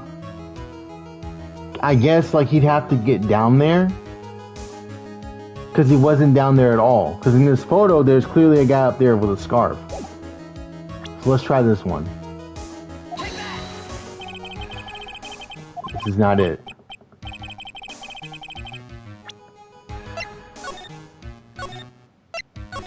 Alright, let's load our save. So we don't lose too many.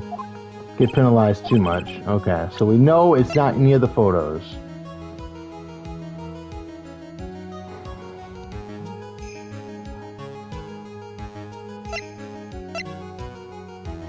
Is it the phone? We've been getting at the phone for a minute now, but we don't know if it's his.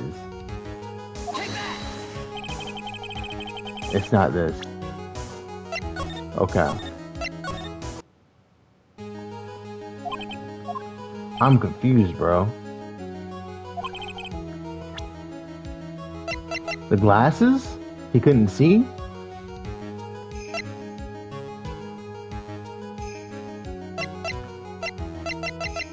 Or was he looking for the names list? But we don't even know, we have no proof of his association with this. Fuck it, let's try it. Yeah, that's not it. I knew it. It's gotta be the glasses then.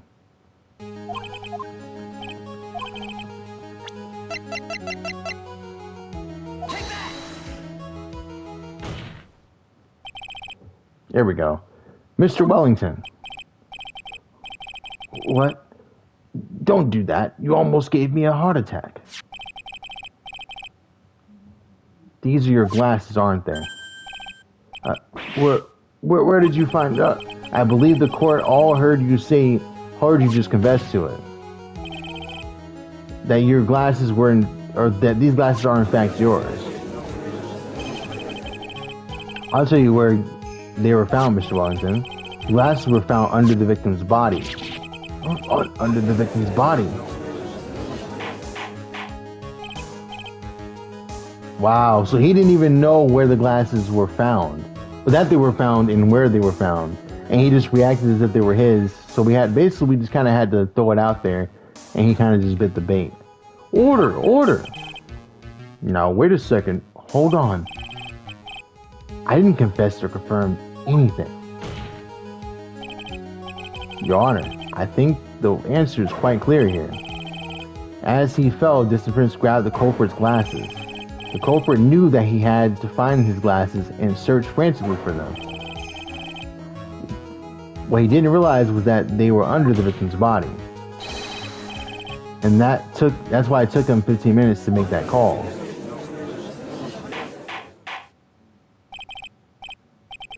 So I guess at this point we can say that the victim definitely drew Maggie's name. No, he couldn't have, because how could he get it wrong? So I guess he wrote down the name after the fact to cover up, because he was like, well, fuck, I know the lady's name is Maggie at least. I'll just pin it on her. I don't know if she's even here. Well, she had to be at the park.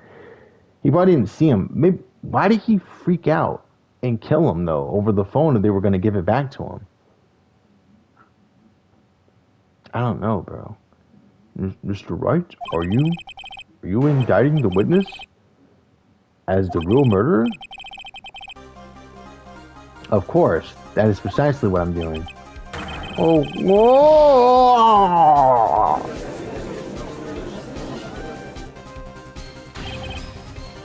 I know I'm right. He is the real murderer. Did you figure it out, Nick? More or less. Turns out the cell phone was the key to this case after all. Anyway, now is our chance to deep six this guy. I'll sink him in one shot. Yeah, it's so exciting watching you work again. Somehow my old self is coming back to me. It's time to sink or swim. Everything rests on the edge of a knife. This is the moment I've been waiting for. Order, order! Your Honor, the defense is making a mockery of this court. Without any solid ground to stand on, he accuses the witness of being a murderer. Yeah, that's right. I'm not no criminal. This third-rate fraud of a lawyer. In that case, why don't we look at it from a different perspective? Let's hear your explanation as to why you are not the murderer.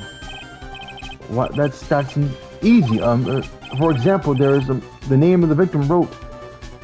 What about that? You mean the name Maggie? Yeah, even an idiot like you can read that, right? But we already know this was not written by the victim himself. After all, the defendant's name is Maggie with a Y, and the victim was left-handed. In other words, in order to make the defendant look guilty, the real criminal used the victim's right hand to write her name on the ground. But wouldn't that mean that the real criminal was someone the defendant knew? Otherwise, how would the person know her name was Maggie or Maggie? Am I saying it wrong? Is her name not pronounced Maggie? Because they keep switching. Well, I guess it's just like because it's written in text. That is a good point. The witness didn't even know about Mr. Birdie before the trial. Miss Birdie before the trial. I forgot. Was there any way the creep could have known? Yeah. Know Maggie's name beforehand? There is a way. It would be best if I could prove that the witness had a chance to learn that the defendant's name was Maggie. Now, would the defense please present its case? How could the witness have known the defendant's name? The cell phone. Mr. Wellington, you didn't have your cell phone with you on the day of the murder, correct? So what if I didn't? When you realized you had lost it, what did you do? What did I do? Didn't you try to find it by calling? How did you... Your Honor, these questions have nothing to do with... Overruled. Mr. Wright, where are you going with this line of questioning? Do you think there is some relation between the witness's cell phone and the murder? I do, Your Honor. On the day of the murder, Maggie Birdie picked up a lost phone in the park. And she also received a phone call from the owner of the phone.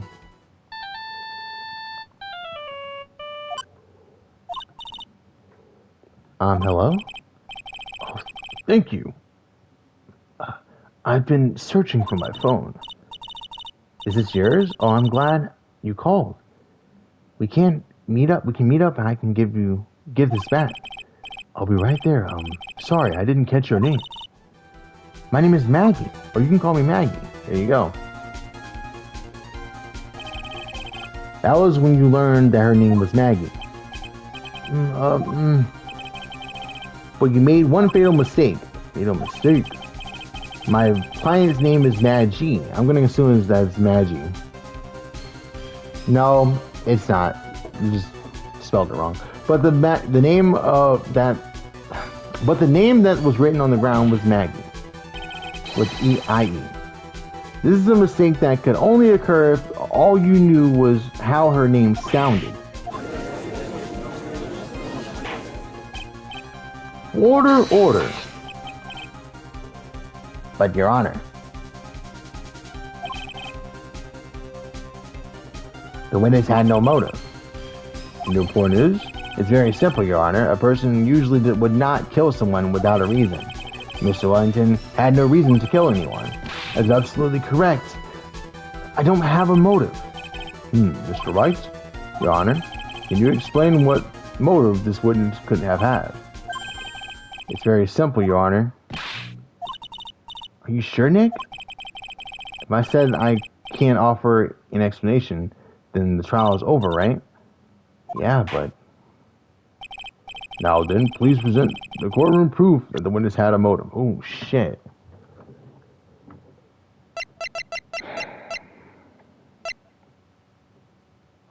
list of con artists and their phone numbers stored on the cell phone Maggie found. That has to be it. We haven't used this at all yet.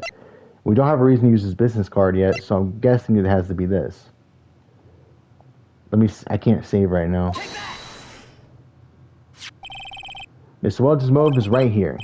What is this? A list? These phone numbers were pulled from the memory of the phone that the defendant found. And they have determined that the people on the list are members of a certain group. We looked up all those numbers. Of course. This list of phone numbers was stored in the cell phone's memory. The names and numbers belong to people who were members of a certain con artist group. Oh, what? Con artist?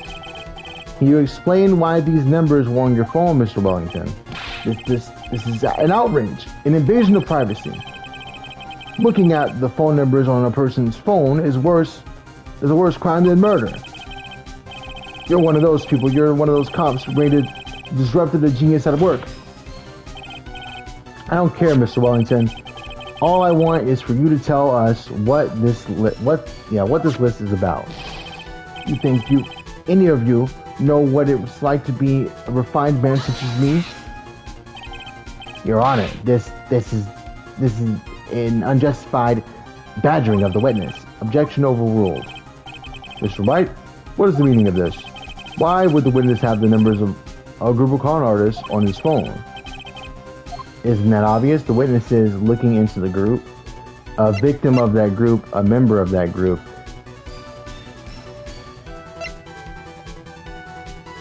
I think he got conned, and he's pissed.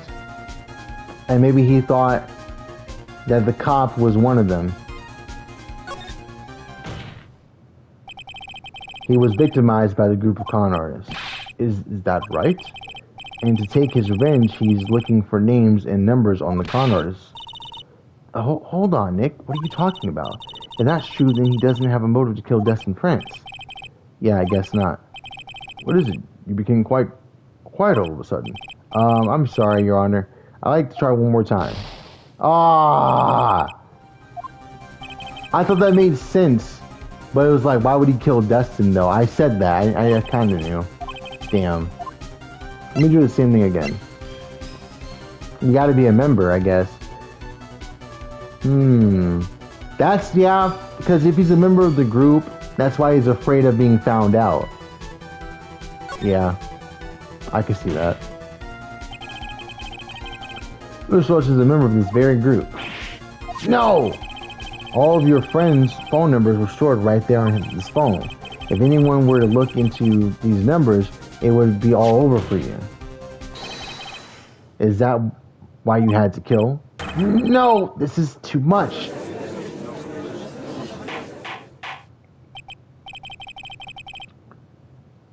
That does make quite a bit of sense. Well, Mr. Wellington, would you care to explain? I got you now. That police officer. Your Honor. What is it, Mr. Payne? Your Honor, this is a justified badgering of the. He keeps saying that. You good? You said that exact same thing a few seconds ago. Please, let's think about the content of that phone call. Hello? Oh, thank you. I've been searching for my phone. Is this yours? Oh, I'm glad you called. We can meet up and I can give this back. The defendant had already promised that she would return the phone. After that, all Miss Wellington had to do was meet Miss Bird to get his phone back. Why then would he need to kill anyone? Yeah, exactly. That doesn't even make sense. I mean, he's right.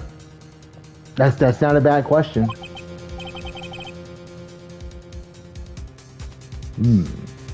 That is a valid point. What does the defense think about this?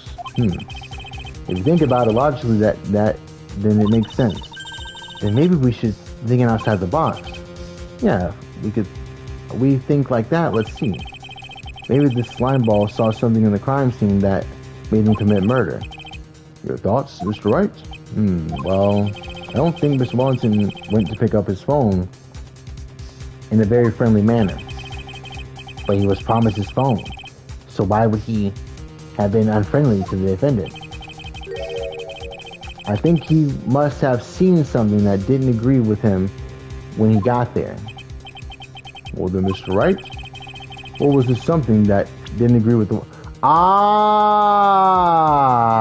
that makes sense. All right, think about this.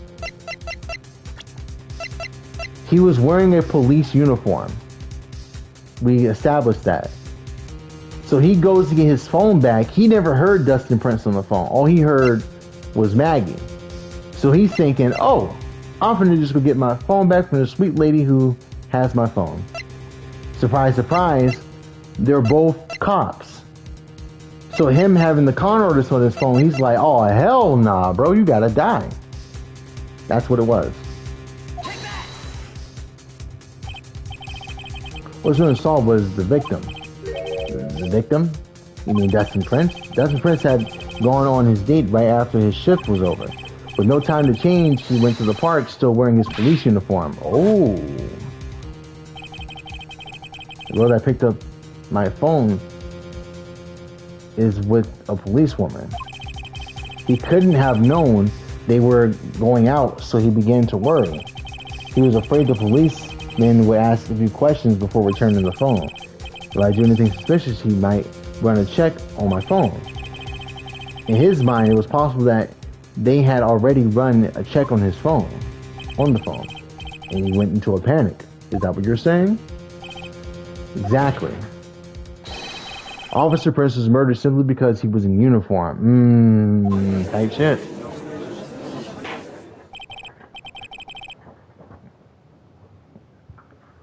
Mr. Payne, do you have any comments? I'm thinking. It seems the truth has come out at last. The witness, Mr. Wellington? You are?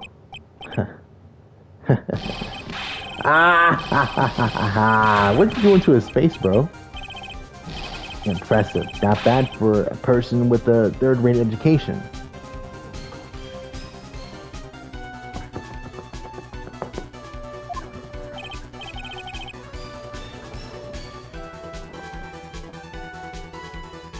What's that supposed to mean? The evidence. Evidence. This guy is really... All you've been waving around and talking about is that suspicious cell phone. Suspicious phone number. This suspicious con group that they're all on that phone. But who's to say that phone is really mine? Where's your proof? Because he has a phone on him right now. Exactly. How do we even know it's his phone? You want proof that this is yours? I already told you earlier. That phone I lost, I've already found it. You don't even have the slightest idea who the phone in your hand belongs to. But you can be sure it isn't mine, you simpleton. What? Well, where's your phone, Phoenix? That's what he did. He tried to take his phone back when he hit him with the fire extinguisher earlier. But then he actually grabbed his phone. It feels good to see you squirm. We do seem to have a problem on our hands with this phone. Whose phone is it? Without knowing it, or without knowing that, it's meaningless as evidence. Your Honor, it's bad I can't let him turn the tables on me like this. The cell phone. There has to be something I've overlooked. There's got to be. Maybe... Fingerprints on the phone...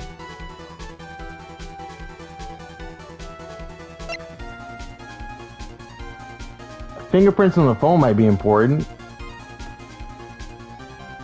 Because if these have his fingerprints on it, then it must be his phone. Let's try that. I got it. We should check for fingerprints. Fingerprints. Yes, Your Honor. Ms. Washington must have left some prints in his phone. Nick, don't you remember? You got that from Maggie. You wiped it off. I what? You said that there was sand all over it, so I wiped it. I wiped it. Pretty thoroughly, too.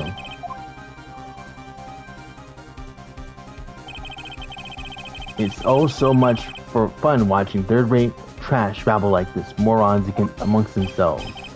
He's made a complete recovery. How many times do I have to say this? My phone is right here, you see? Oh, and incidentally, you can't check the numbers stored on this phone.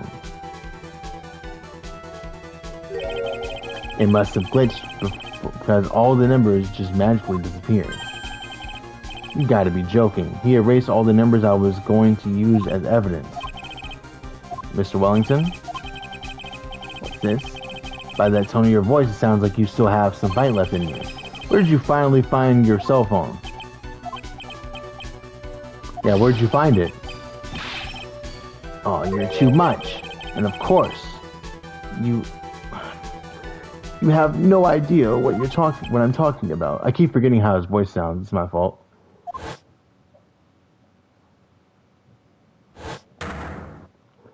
Oh my...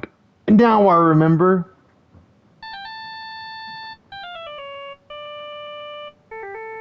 Yep.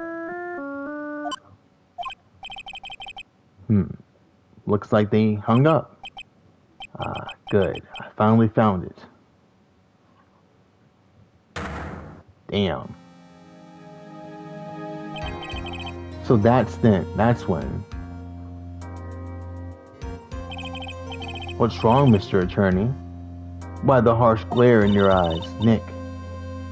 We've worked so hard to get this far, but if you don't do something quick, he's going to get off scot-free.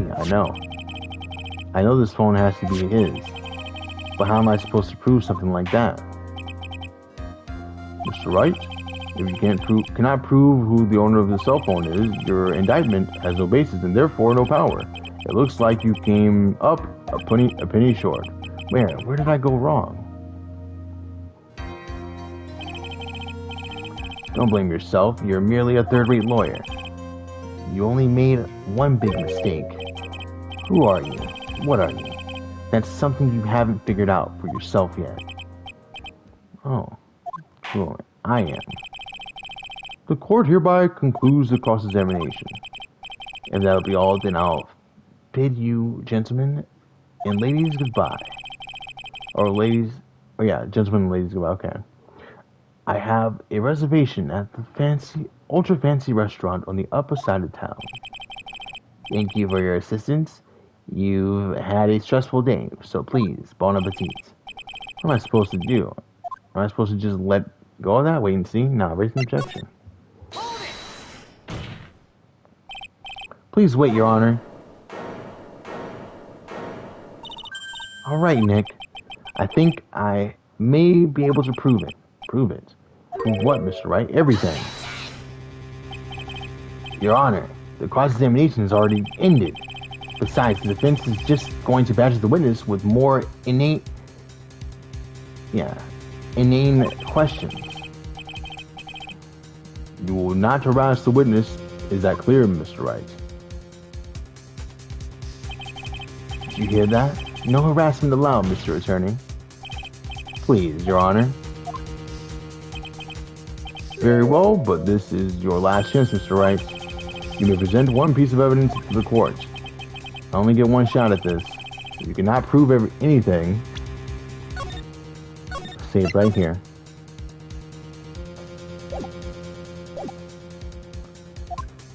Prove everything. It's over. For you and for your client and you. Do you fully understand? Yes, Your Honor. I'm sure you will very well aware, Your Honor, but the cross-examination period has ended.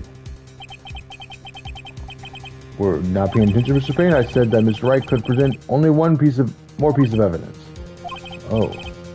Now then, Mr. Wright, this is your last chance. It all comes down to this. It's go time. Please present the one piece of evidence that explained everything. This right here, because it's got the phone number on the back. If I call the phone, then it proves that it's mine. So here we go. Well, thank you. How nice. Here. Please, have one of mine. It's a written, fancy script. The ink is strong and clear, but I still can't read it. Wait, what am I doing? This isn't supposed to time for these senior business cards, Your Honor. there's something very important about that card, and that is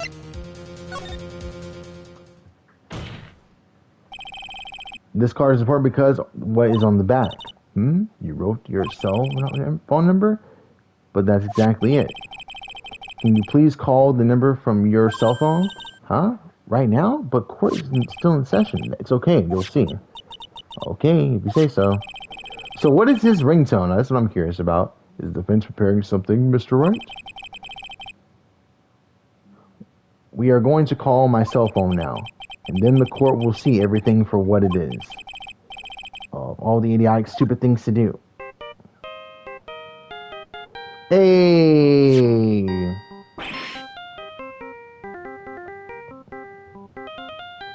Y'all can't see it, but I'm getting down right now.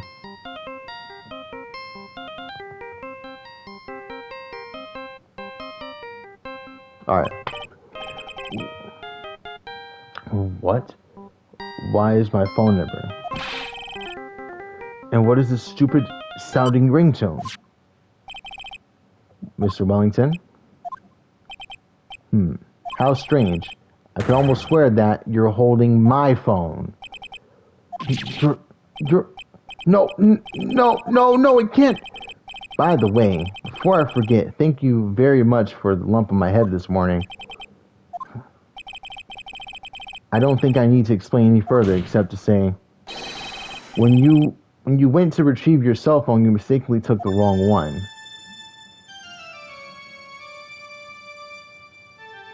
Sounds way better than the one they were using a moment ago. Damn, he is going crazy with this damn... Yeah. Very appropriate music for what he just did to himself.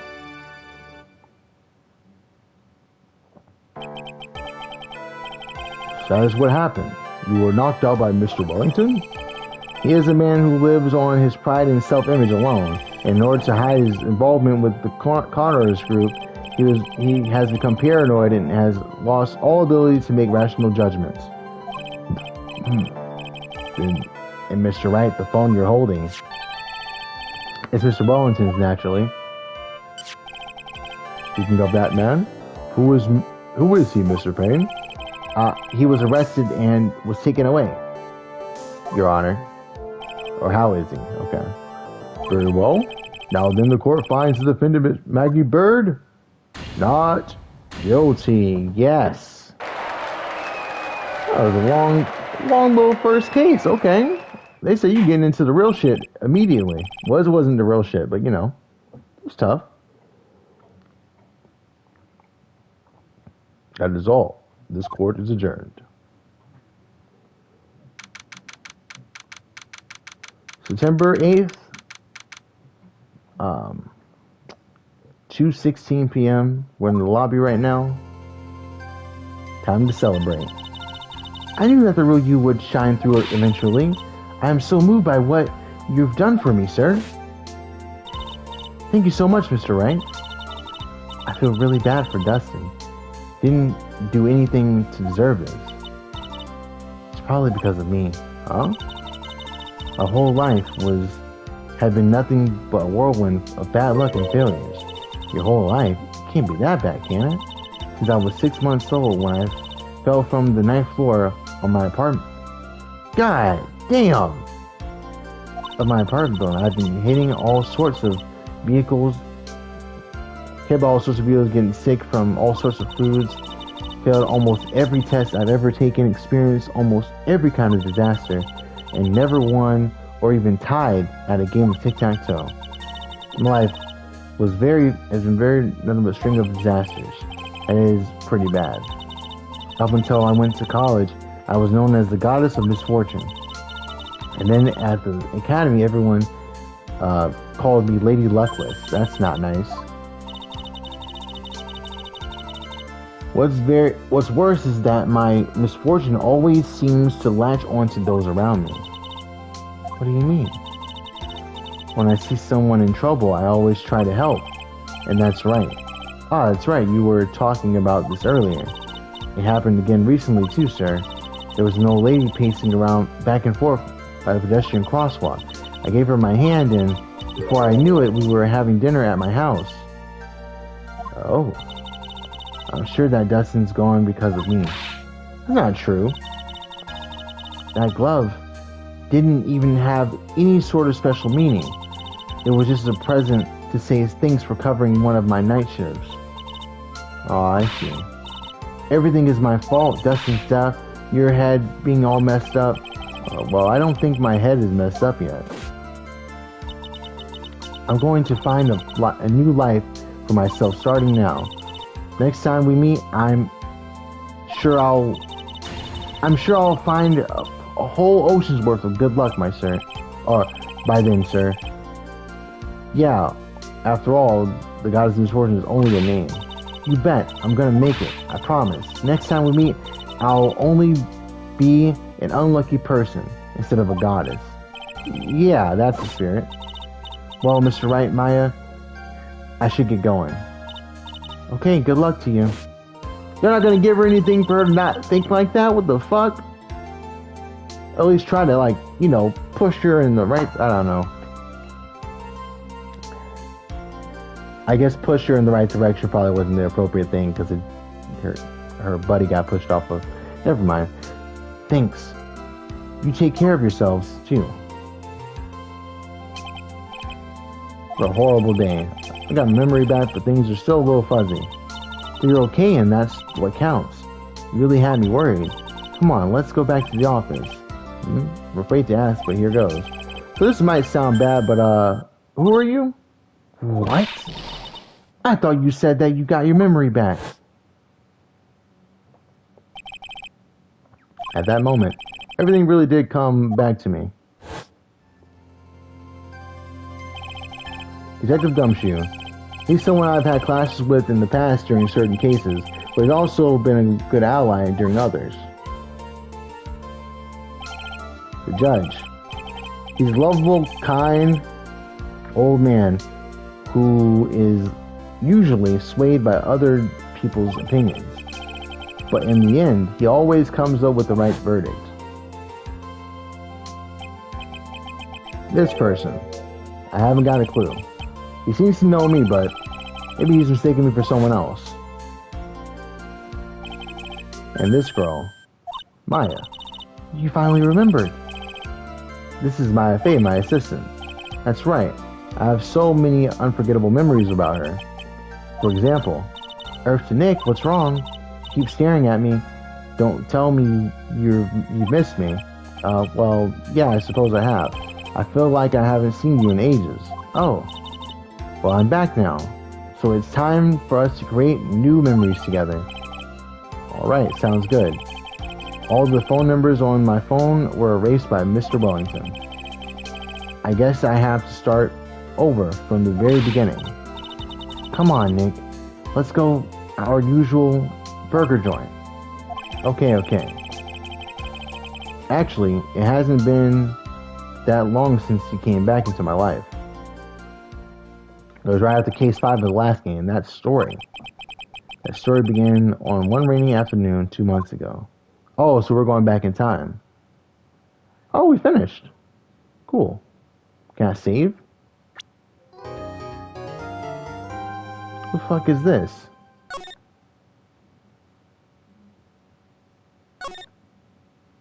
Alright, we'll save, and then this will be the next thing we do, I guess. I don't think we're going to finish this next case in one video, but we'll see.